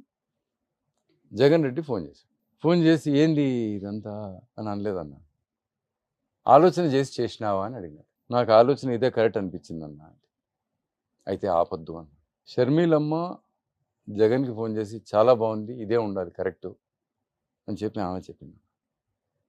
రామకృష్ణారెడ్డి అన్నకి ఇది ఇష్టం లేదు. ఎస్ఆర్కేకి ఏంది వాళ్ళ వ్యవస్థతో మనం పెంట చేసుకోవడం ఎందుకు, మనకు అవసరమా, వీడిని ఇక్కడ కూర్చోబెట్టినాము సీఈఓగా, వీడి మరి చెప్పకుండా ఏది పడితే అది చేస్తూ ఉంటాడు. ఆయనకి ప్రేమతో భయంతోనే ఏమైనా అవుతుందేమో జగన్ సార్కి, నష్టం వస్తుందేమో అని జాగ్రత్త పడేదానికే ఆయన. కానీ జగన్ గారు stood like soldier, like rock. దానివల్ల లాభం వచ్చిందా, నష్టం వచ్చిందా సార్? చివరికి అదే అయింది కదన్నా. పార్టీ వదిలి మాట చెప్పినాడు తర్వాత, నువ్వు నీ జీవితంలో ఏం చేసినావో నాకు తెలియదు సజ్జల రామకృష్ణారెడ్డి. ఇదైతే హిస్టరీలో మిగిలిపోతుంది. నిలిచిపోయింది సార్. సార్ నాకు తెలిసినంత, ఒక జర్నలిస్ట్ నాకు తెలిసినంత వరకు ఈ రెండింటిని శంకర్రావు గారు కావచ్చు, హనుమంతరావు గారు, వీళ్ళంతా ఢిల్లీకి వెళ్ళి సోనియా గాంధీ గారు ఇంగ్లీష్లో తర్జుమా చేశారు ఏం జరిగిందని. తర్జుమా చేసిన తర్వాత సోనియా గాంధీ గారు ఒకే నిర్ణయం తీసుకున్నారంట, I want to see him in jail అనేసి. I want to see Chiranjeevi as chief minister అనుకున్నా. అని అన్నారని తెలుసు. అది వాస్తవమా కాదా సార్? మీకు ఒక మాట చెప్తా సార్. జగన్ గారి వ్యవస్థ చూశాను, సార్. నేషనల్ పాలిటిక్స్ చూశాను కాబట్టి సార్. అంత ఎత్తున కూర్చున్న వాళ్ళకి ఎవరికి కూడా sir. Vengeance has never pay. Sir. ఎవరైతే ఇంకొకరి జీవితాన్ని పాడు చేయాలనుకుంటారో వాళ్ళు ఎప్పుడు నష్టపోయిన వాళ్ళే సార్. సో వాళ్ళు తొందరపడి అలాంటి నిర్ణయాలు ఏమి తీసుకోరు. సార్. అన్న అది కూడా ఎందుకు పార్టీ వదిలేసాడో కూడా చెప్తా అన్న మీకు. సార్. ఎందుకంటే మీరు ఇంతవరకు అడిగారు కాబట్టి ఒక్క విషయం చెప్తా. జగన్ గారిని అపాయింట్మెంట్ ఇచ్చి పిలిచారు సార్. సోనియా గారు. అప్పటికే 2 జిల్లాల్లో, ఒక తెలంగాణ జిల్లా, ఒక ఆంధ్ర జిల్లా, అప్పటికి ఇంకా విభజన కాలేదు. 2 జిల్లాల్లో ఓదార్పు యాత్ర జగన్ గారు చేశారు. అనూహ్యమైన రెస్పాన్స్ అంటే తెలంగాణలో కూడా అంత అద్భుతమైన రెస్పాన్స్ అనేది నిజంగా మిరాక్యులస్ ఉండేది. యాక్చువల్లీ ఎక్కువ ఉండింది. సరే ఈ 2 అయిన తర్వాత ఓదార్పు యాత్ర ఆపమని చెప్పారు. జగన్ గారు వెయిట్ చేస్తున్నారు. హైకమాండ్ పిలవాలి, నాతో మాట్లాడాలి, నాకు చెప్పాలి. సో పిలిచారన్న. పిలిస్తే తను, జగన్ గారు, పాప షర్మిలమ్మ గారు, విజయమ్మ ముగ్గురు వెళ్ళారు. వెళ్ళి కూర్చున్నారు. కూర్చుంటే ఆవిడ ఒకటే మాట చెప్పింది, మీరు ఓదార్పు యాత్ర చేస్తున్నారు కదా, అది మీరు జిల్లాలకి పోయి ఊర్లకు పోయి చేయకండి, వాళ్ళని ఒక చోట పిలుచుకోండి, మీరు కొంచెం డబ్బు సాయం కూడా చేస్తున్నారు కదా, అక్కడే చెక్స్ పంపిణీ చేయండి, మీరు ఇట్లా తిరక్కండి, ఇంటింటికి పోకండి అని చెప్పి ఆవిడ చెప్పింది. చెప్తే జగన్ గారు చెప్పారు, అమ్మ మా తండ్రి గారు చనిపోతే మీరు నన్ను ఢిల్లీకి పిలిచి పరామర్శ చేయలేదు, మీరు మా ఇంటికి వచ్చారు, మీరు నేర్పించిన సంస్కారమే అమ్మ, ఇది భారతదేశానికి ఉన్న సంస్కారమే అది. ఎవరైనా మా నాన్నని ప్రేమించి తలుచుకొని నాయన చనిపోయినాడని ప్రాణాలు పోగొట్టుకుంటే ఆ కుటుంబాన్ని నేను పోయి వాళ్ళని ఓదార్చాల్సిన గుణము బాధ్యత నాకున్నది. నేను పోకుండా ఎట్లుంటా అమ్మా, వాళ్ళని చోటకి పిలిచి బిచ్చగాళ్ళకి ఇచ్చినట్టు నేను డబ్బులు ఎట్లా ఇస్తా అమ్మా, నేను ఆడ పోతా తల్లి అని చెప్పినాడు. చెప్తే I have taken a decision Jagan, I'm your high command and I'm telling you not to do it అని చెప్పి ఆయన లేచి వెళ్ళిపోయినాడు అన్న బయటికి. అంతే. హైకమాండ్ ముందు లేచి బయటికి వెళ్ళిపోయినాడు అన్న. విజయమ్మ ఇంకా విజయమ్మ ఇంకా సోనియా గాంధీ గారికి చెప్తున్నారు, మీరు అర్థం చేసుకోండి, వెళ్ళాలి అవసరము. అదేమో ఇంగ్లీష్లో షర్మిలమ్మ ట్రాన్స్లేట్ చేసి చెప్తుంది. ఎంతసేపు చెప్పినా కూడా ఆవిడ she made up her mind, ఇది కరెక్ట్ కాదు పార్టీకి. ఒక పర్సనాలిటీ అంత పెద్దగా అయిపోతున్నాడు రాజశేఖర రెడ్డి గారి తర్వాత, అంత గొప్పవాడైపోతున్నాడు, అది మన పార్టీకి మంచిది కాదు. మనది ఒక డెమోక్రటిక్ పార్టీ అని అనుకున్నారు. ఏమనుకున్నారో ఆమె మనసులో ఏముందో మనకు తెలియదు, మన మనసులో ఏముందో మనకి తెలుసు. తల్లి కూతురు కూడా బయటకు వచ్చినారు. నేను ఫోన్ చేస్తే పాప ఫోన్ ఎత్తి చెప్పింది ఇది జరిగింది అని. లేకపోతే నాకు తెలియదు కదా లోపల ఏం జరిగిందో. నాకు జగన్ రెడ్డి వచ్చి చెప్పే విషయం కాదు కదా. ఆయన జరిగిన అవమానానికి కానీ ఆయన జరిగిన కష్టం ఇప్పుడు దాకా నాకు చెప్పుకుంది లేదన్న. ఆయన ఏదైనా సంతోషమైన విషయం అయితే దగ్గర పిలిచి చెప్పినాడు, బాగా జరిగింది, బాగా చేసినావు రాములు అని. అంతేగాని కష్టం చెప్పుకున్నాడు కాదు. సో పాప చెప్పింది నాకు ఈ విషయం. పార్టీ నుంచి బయటికి రావడానికి కారణం అది. ఇది కారణం అన్న. ఎందుకు? నేను కాంగ్రెస్ సింబల్ మీద గెలిచిన ఎంపీ అయినా, నేను ఆ సింబల్ మీద ఉండి కాంగ్రెస్ పార్టీ సింబల్ వల్ల గెలిచి నేను నా హైకమాండ్ అంటే నా తల్లితో సమానమైన సోనియా గాంధీ కాదు అని చెప్పితే నా తండ్రి గారి కోసం నేను ఏదైతే చేయబోతున్నానో అది ఆవిడకి అగెయిన్స్ట్గా చేసినట్టు అవుతుంది, అందుకనే పార్టీ నుంచి వెళ్ళిపోతున్నా అని చెప్పి వెంటనే లెటర్ రాశాను. సో కారణం మా నాన్న కోసం చనిపోయిన కుటుంబాలని నేను ఓదార్చాలి అన్నది తప్ప ఇంకో వేరే. పావురాల గుట్టకాడ చెప్పిందే, నాకు మా నాయన ఇచ్చిన పెద్ద కుటుంబం ఇది, నేను మీ ఇంటికి వస్తా, మిమ్మల్ని ఓదారుస్తా అని చెప్పినాడు.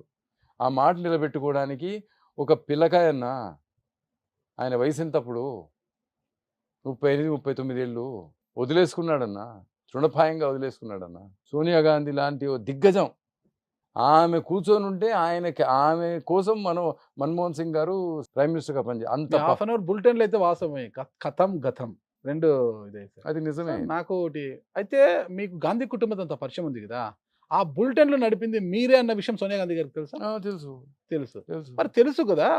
నాకున్న సమాచారం ఇది, సోనియా గాంధీ గారు ఉండగానే కిరణ్ కుమార్ రెడ్డి గారు సీఎంగా ఉన్నప్పుడు గవర్నర్ కోటాలో రామ్ గారికి ఎమ్మెల్సీగా తీసుకోవాలని ఆమె ప్రతిపాదన పంపించారండి.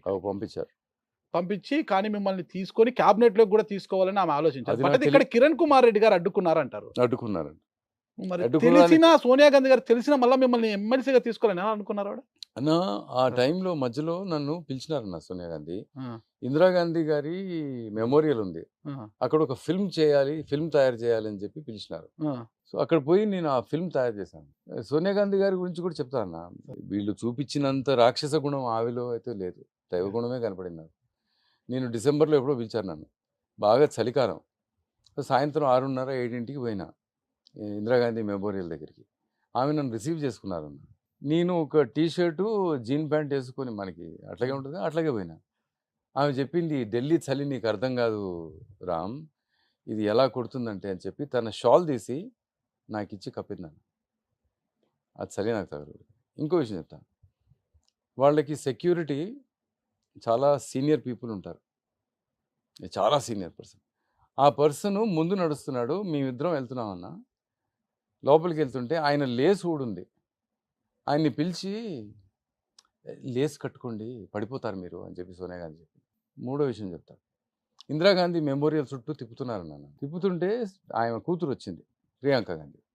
వచ్చి you have to indulge me, you have to indulge me అని తల్లి గారిని సోనియా గాంధీని లాక్కొని అటు తీసుకెళ్ళింది. కానీ నేను అక్కడ నిలబడున్నా, వాళ్ళిద్దరు ఏదో మాట్లాడుకున్నారు. మళ్ళీ వెనక్కి వచ్చింది సోనియా గాంధీ.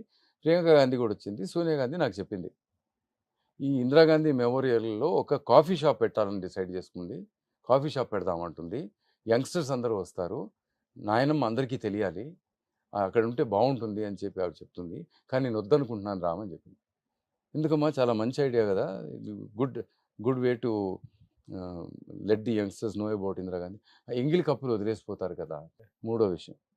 నాలుగో విషయం చెప్తా సోనియా గాంధీ గురించి. అక్కడ ఇందిరాగాంధీ మెమోరియల్లో ఉన్న ఒక ఫోటో ఉంటుంది, ఒక పులి చర్మము, దాని పక్క ఒక రాత, కింద ఇందిరాగాంధీ సంతకం ఉంటుంది. నన్ను అక్కడ తీసుకెళ్ళింది. తీసుకెళ్తే దాని ముందు ఒక రైలింగ్ ఉందన్న, అది ముట్టుకోకుండా ఉండటానికి. ఆ రైలింగ్ దగ్గర తీసుకెళ్ళి అది చదువు అని చెప్పింది. నేను ఏదో మనసులో నేను చదువుకుంటున్నా అది ఏం రాస్తుందని. రామ్ రీడ్ ఇట్ అలౌడ్ అని చెప్పి, గట్టిగా చదువు అని చెప్పి. నేను గట్టిగా చదివాను. ఇందిరాగాంధీ దాంట్లో ఏం రాశారు, ఎవరైనా నీకు ఒక పులి చర్మం గిఫ్ట్గా ఇస్తే ఎప్పుడు తీసుకోవద్దు, దానివల్ల పులిని చంపుతారు, never accept such things about endangered animals అని చెప్పి ఇందిరాగాంధీ గారు తన కొడుక్కి రాసుకున్న ఉత్తరం. ఆ ఉత్తరం నేను గట్టిగా చదువుతుంటే, ఆవిడ నాకంటే ఒక 7-8 ఏళ్ళు పెద్ద ఆమె, 10 ఏళ్ళు పెద్ద ఆమె నాకంటే. ఆ ఉత్తరం ఇంగ్లీష్లో ఉందా, హిందీలో ఉందా? ఇంగ్లీష్లో ఉంది. ఇంగ్లీష్లో ఉంది. చదువుతుంటే ఆ పక్కనున్న రైలింగ్ పట్టుకొని సోనియా గాంధీ ఊగుతుందన్న, ఏదో తల్లి చెప్పినట్టు. ఆమె నాకంటే 10-12 ఏళ్ళు పెద్ద ఆమె. సో ఎవ్వరూ చెడ్డవాళ్ళు కాదన్న, ఈ రాజకీయం అన్న దరిద్రం ఉంటుంది చూడన్నా, అది ఏందేందో చేయించేస్తారు. మీరు ఇంతమందిని ప్రేమించారు, రాజీవ్ గాంధీని ప్రేమించారు, మీ కళ్ళెదురుగా చనిపోయాడు. ఇందిరాగాంధీని ప్రేమించారు, ఆయన చనిపోయాడు. రాజశేఖర రెడ్డి గారిని ప్రేమించారు, ఆయన చనిపోయాడు. అమ్మను అమెరికా ప్రేమించారు. ఒక్కొక్కరు, మీరు ఎంతో ప్రేమించిన వీరందరూ కూడా, ఈ నలుగురు ఉన్నారు, ఒక్కొక్కరుగా దూరం అయిపోయారు సార్. అసలు రామ్ గారి యొక్క హృదయం ఎలా అనిపించింది అసలుకి? అన్ని పోగొట్టుకున్నాం. రాజశేఖర్ అయితే worst thing to happen. Rajasekhara Reddy గారు చనిపోయినప్పుడు ఎక్కడున్నారు సార్ మీరు ఆ రోజు? వేటాడుతున్నాం ఆయన కోసం, దొరుకుతాడు ఎక్కడో అని. 2వ తారీఖు అంతా ఇక లేరు రారు, రాజన్న మనల్ని వదిలిపోయాడు అనుకున్నప్పుడు రామ్ గారి హృదయం ఎలా చలించింది? ఏమో శక్తి వచ్చిందన్న, పడిపోలా, ఓకే, లేచి నిలబడ్డా. అస్సలు ఒక 15 రోజుల తర్వాత అనుకుంటా అప్పుడు ఏడ్చాను. 15 రోజులు అదంతా బయటకు వచ్చేసిందా? అప్పుడు దాకా ఏం చేయాలి అని తప్ప. చాలా గొప్పోళ్ళు అన్న, తెలుగు వాళ్ళందరూ చాలా గొప్పోళ్ళు అన్న. టీవీ వాళ్ళు కూడా అన్న, మన వాళ్ళు టీవీలన్నీ ఆపేసి. సార్ మీరు ఇంత స్మార్ట్గా కనిపిస్తారు. సాక్షిలో మీరు ఉండగానే సిబిఐ రైట్స్ జరిగాయి సార్. సాక్షి పైన రైట్స్ జరిగినప్పుడు సాక్షి పేపర్ ముందుకు వచ్చి ఆందోళన చేశారు మీరు. ఊరికే జగన్ జగన్ జగన్ అంటారు, ప్రతి దానికి జగన్ అంటుంటే ఆడు మైకి పెడితే చెప్పిన, రేపు రోడ్డు మీద పోతుంటే చెట్టు కింద పడింది, రోడ్డుకి అడ్డం పడింది, జగన్ గారే పడేసినాడని చెప్తారు మీరు అని చెప్పి. సార్ ఇంతవరకు జరిగింది ఇంటర్వ్యూ, నాకు ఒక సీక్రెట్ చెప్పాలి సార్ మీరు. నేను ఒక ఇంటర్వ్యూలో చూశాను మిమ్మల్ని, మీకు బాలకృష్ణ గారు, మాజీ ముఖ్యమంత్రి నల్లారి కిరణ్ కుమార్ రెడ్డి గారు మీ జూనియర్స్ అని చెప్పారు. కాలేజీలో జూనియర్లు. నేను అది Nizam college sir, Nizam college. నేను ఆశ్చర్యపోయాను సార్. అరే బాలకృష్ణ గారిలో వృద్ధాప్యం కనిపిస్తుంది సార్, మామూలుగా మేకప్ వేసుకుంటాడు కాబట్టి కనిపించదు. కిరణ్ కుమార్ రెడ్డి గారు అటు ఇటు ఉంటారు, మీరేంటి వాళ్ళకన్నా సీనియర్ ఏంటి? ఎన్నేళ్ళు సీనియర్ సార్ మీరు? 1 ఇయర్ అన్న. 1 ఇయర్ సీనియర్ అంటే నేను మొన్నటి వరకు మీ ఏజ్ మాకన్నా ఒక 2, 3 సంవత్సరాలు పెద్దవారే ఉంటారనుకున్నాను. అంతే ఏంటన్నా? సార్ నమస్కారం సార్. అమ్మో! నేను భయపడిపోయాను. ఏంటి ఆ సీక్రెట్ సార్? ఆ బాడీ బిల్డింగ్ ఏంటి అసలకి? మీ కండలేంటి? ఏంటి సార్ మీ రహస్యం ఏంటి సార్? సార్ ఇప్పుడు సార్ 5 పదులుగా 3 పదులు ఉన్న యువకులకే మొత్తం కూడా ఉబకాయాలు అయిపోతున్నారు సార్. అసలు ఆ పొట్ట వచ్చేసి అసలకి పొట్ట తేలిపోయి ఈ థైస్ ఇట్లా అయిపోయి అన్నారు.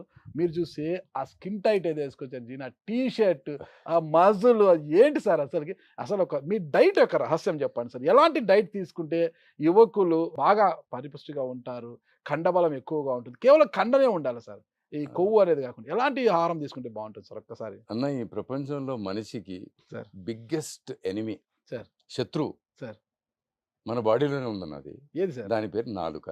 ఓకే. ఆ, దీని నుంచి బయటకు వచ్చే మాట, ఆ. దీని వల్ల లోపలికి పోయే తిండి, ఈ రెండు వల్ల ఆ, ఆడపిల్లైనా మగాడైనా ఆ. ఫినిష్ అయిపోవడం ఖాయం అన్న. అంతే ఈ దీని మీద కంట్రోల్ లేనివాడు సార్. అసలు సృష్టి ఇలాంటి నాలుక మనకి ఇవ్వడానికి కారణం కూడా సార్. 30-35 ఏళ్ళ తర్వాత నువ్వు చచ్చిపోవాలని. నువ్వు ఇన్ని రోజులు బతుకుతావు ఉండకూడదు కదా సార్ సో కరెక్ట్. రుచి కోసం ఏమీ తినద్దన్న. You should develop a culture for health. Sir ఇప్పుడు రుచుల కోసము యువత పరిగెత్తోంది సార్, పరుగులు పెడుతోంది. ఎంత డబ్బైనా ఖర్చు పెట్టడానికి పరుగులు పెడుతోంది అనమాట. మరి ఆ జిహ్వా చాపల్యాన్ని ఎలా అంచివేసుకుంటారు వాళ్ళు? ఈ ఆకలిని ఆకలితో నింపాలన్నా. అన్నంతో నింపితే ఏముంది, మజాయే రాదు. ఆకలిని అట్లా ఉంచాలా. అదే కదన్నా జగన్ రెడ్డికి ఉన్న ఆకలి ముఖ్యమంత్రి అయిపోయినాడు. అయినాడా లేదా? కరెక్ట్. ఈ కేసీఆర్ గారు ఆకలే కాదు. ఎట్లా అన్నా, ఈ వాట్ ఆర్ దీస్ ఉద్యమాలు, వాట్ ఆర్ దీస్ బ్యాటిల్స్ మనం ఎప్పుడైనా చూసినా మన జీవిత కాలంలో మనం ఎప్పుడో విన్నాము ఇవన్నీ. మహాత్మా గాంధీ గురించి. వారి గురించి పక్కన పెడితే రామ్ సార్ యొక్క డైట్ రహస్యం ఏంటి? ఎలాంటి డైట్ తీసుకుంటే మీలాగా ఉండొచ్చు సార్? అందరికి చెప్తే ఎట్లా అన్నా, పెద్ద సార్, secret సార్, అది. సార్, చెప్పండి సార్. మాలాంటి ఉపకాయాలు కూడా ఏదో సార్ తినేది సార్. నాకు 5 పదుల వయసు, నేను ఇలా ఉన్నాను. మీరు చూస్తే 6 పదులు దాటేశారు. ఇలా ఉన్నారు సార్, మా తమ్ముడులా ఉన్నారు సార్ మీరు. నేను నా మనవడితో టెన్నిస్ ఆడాలి, సార్ నా మనవరాలతో క్రికెట్ ఆడాలి. ఎంతమంది కొడుకులు? నాకు ఇద్దరు అన్న, ఒక మనవడు ఒక మనవరాలు. కుమారులు సార్ ఇద్దరా? ఇద్దరు కొడుకులు అన్న. ఏం చేస్తున్నారు సార్ వాళ్ళు? ఇద్దరు ఇంజనీరింగ్ చేశారు.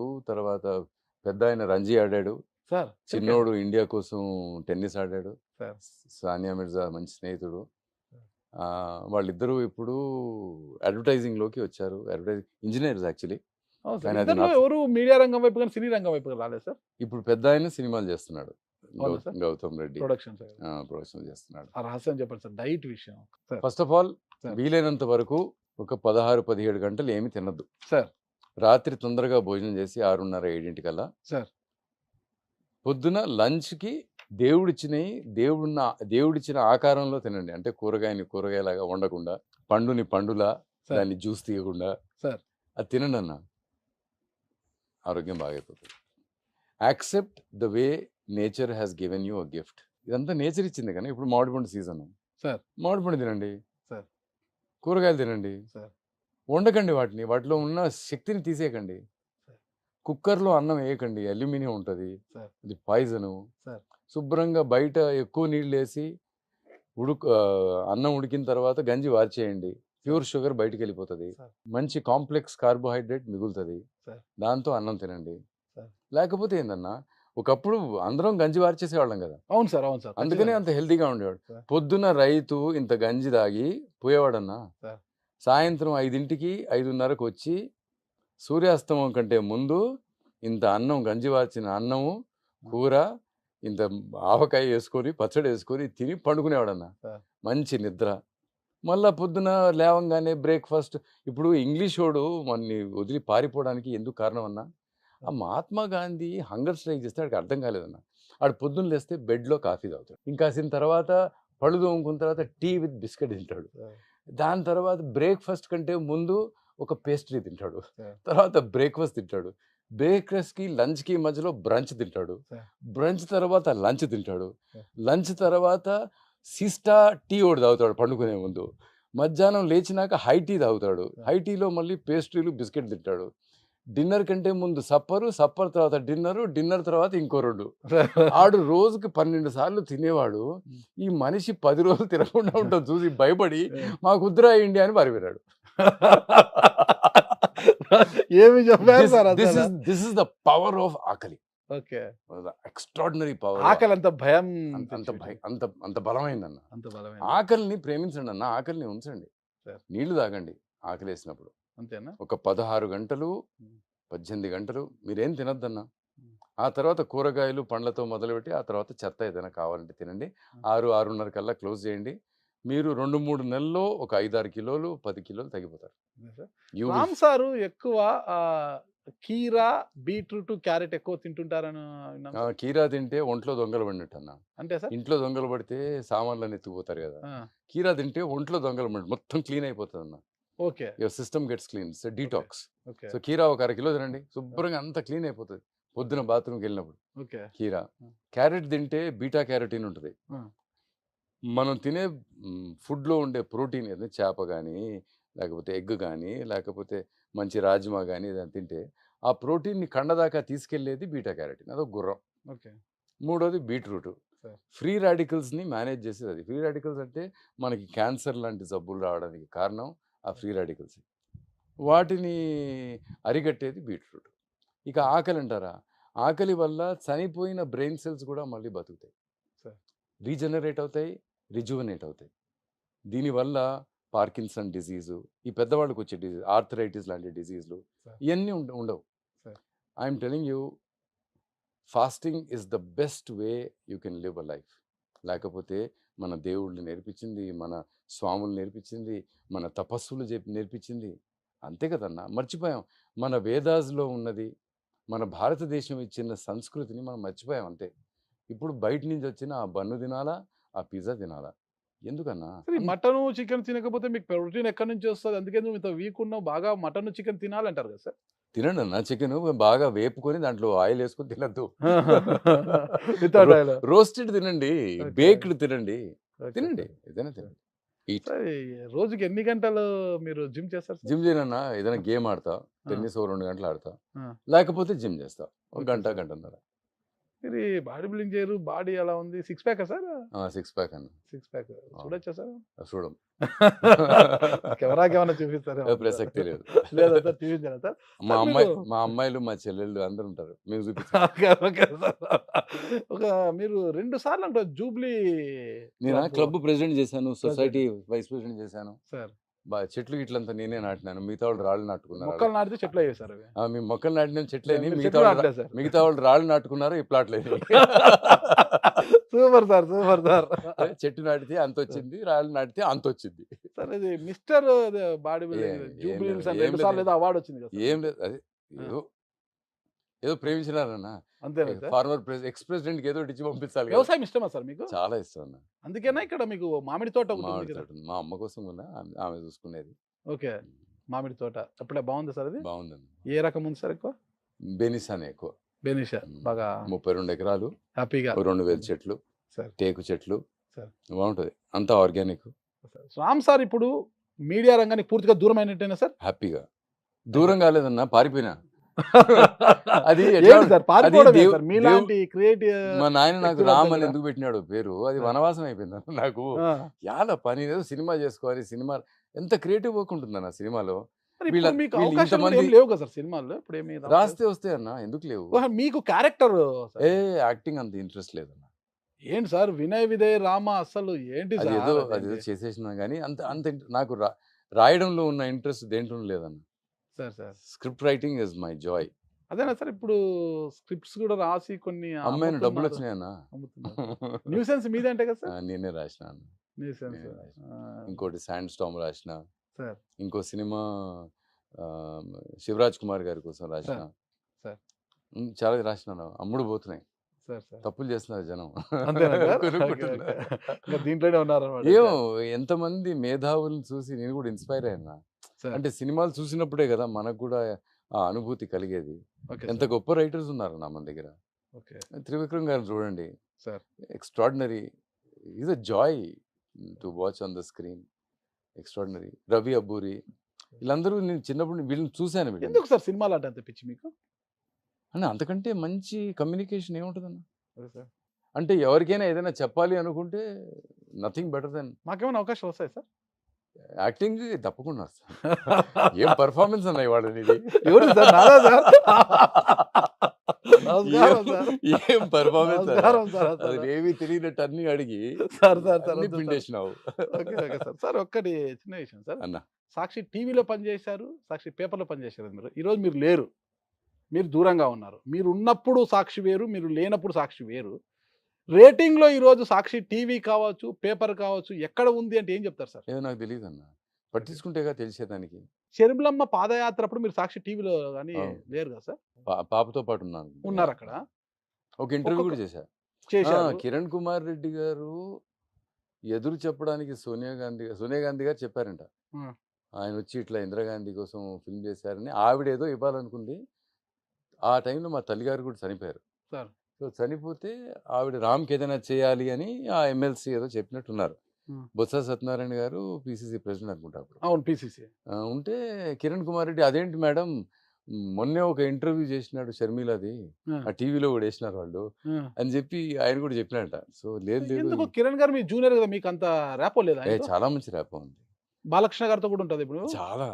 అసలు మొన్న ఎప్పుడో ఎవరికో అన్న ఒక పేద పూజారికి వాళ్ళ క్యాన్సర్ హాస్పిటల్లో తల్లిగారి పేరుని పెట్టుకున్న బసవతారకమ్మ హాస్పిటల్లో ఏదో సర్జరీ చేస్తే వాళ్ళు ఏదైనా కొంచెం డిస్కౌంట్ కావాలి అని అడిగినారు. నాకేం శక్తి అయితే లేదు, ఎప్పుడు నేను సాక్షిలో లేను పోయి అడగడానికి, నాకేం రాజకీయ అది లేదు. సో బాలయ్య గారికి ఒక మెసేజ్ పెట్టాను నేను, అన్న ఇట్లా పేద పూజారి అంట అన్న అంటారు సార్, మీ జూనియర్ కదా? అదే అని అందరినీ అన్నా అంట. Okay okay sir. సో అని పెడితే మధ్యాహ్నం ఎప్పుడో పెట్టిన 7ంటికి ఫోన్ చేసినాడు. బాక్స్ ఏం మాట్లాడు, అది నీ హాస్పిటల్ కదా, డిస్కౌంట్ ఇచ్చినట్టే డిస్కషన్ ఏంటి అని ఉన్నాను. అన్న అంటే బ్రదర్ నీకంటే చిన్నండి, what are you talking, discount hospital అనేది, వాట్ ఆర్ యూ టాకింగ్, నన్ను అడగాలను అన్న. అందరు గొప్పవాళ్ళు అన్న.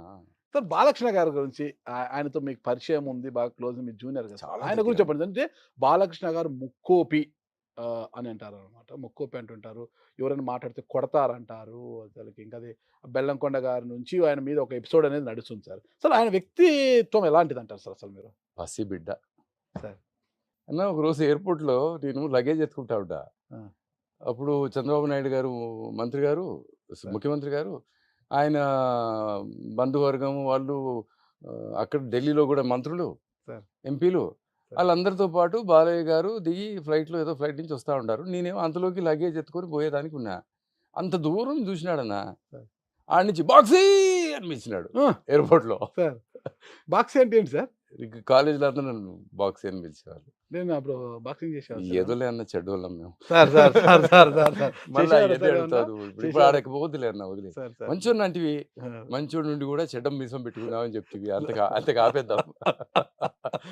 సో బాక్సీ అని చెప్పి వచ్చి దగ్గరికి అట్లా సింపుల్. అప్పుడు కూడా ఎవరో ఫోటో అడిగితే ఇట్లా అన్నాడు ఒకటి. అంటే ఇష్టం లేదు ఊరికే ఏంది ఫోటోలు తీసుకునేది. ఓ మీ తండ్రితో ఫోటో తీసుకో, మీ అమ్మతో ఫోటో తీసుకో, అట్లా ఉండాలి. కానీ ఓ సినిమా యాక్టర్తో నువ్వు ఫోటో తీసుకునేదానికి మీద వెనకబడతావు ఏంటి అన్నది ఆయన ఆలోచన. అంత మంచి వ్యక్తే సార్ అది నేను చూసిన కిరణ్ కుమార్ రెడ్డి గారు. సార్ కిరణ్ కుమార్ రెడ్డి గారిని నేను ఆయన ముఖ్యమంత్రి అయినప్పుడు ఒకసారి కలిసినాను. కలిసి నగినాడు, నగి బాక్సీ దీని తర్వాత లోయెస్ట్ ఎబ్ ఏంటంటే ఎక్స్ సీఎం అన్నాడు. అంటే నా జీవితంలో ఇది ఒక చాలా పెద్ద అచీవ్మెంట్.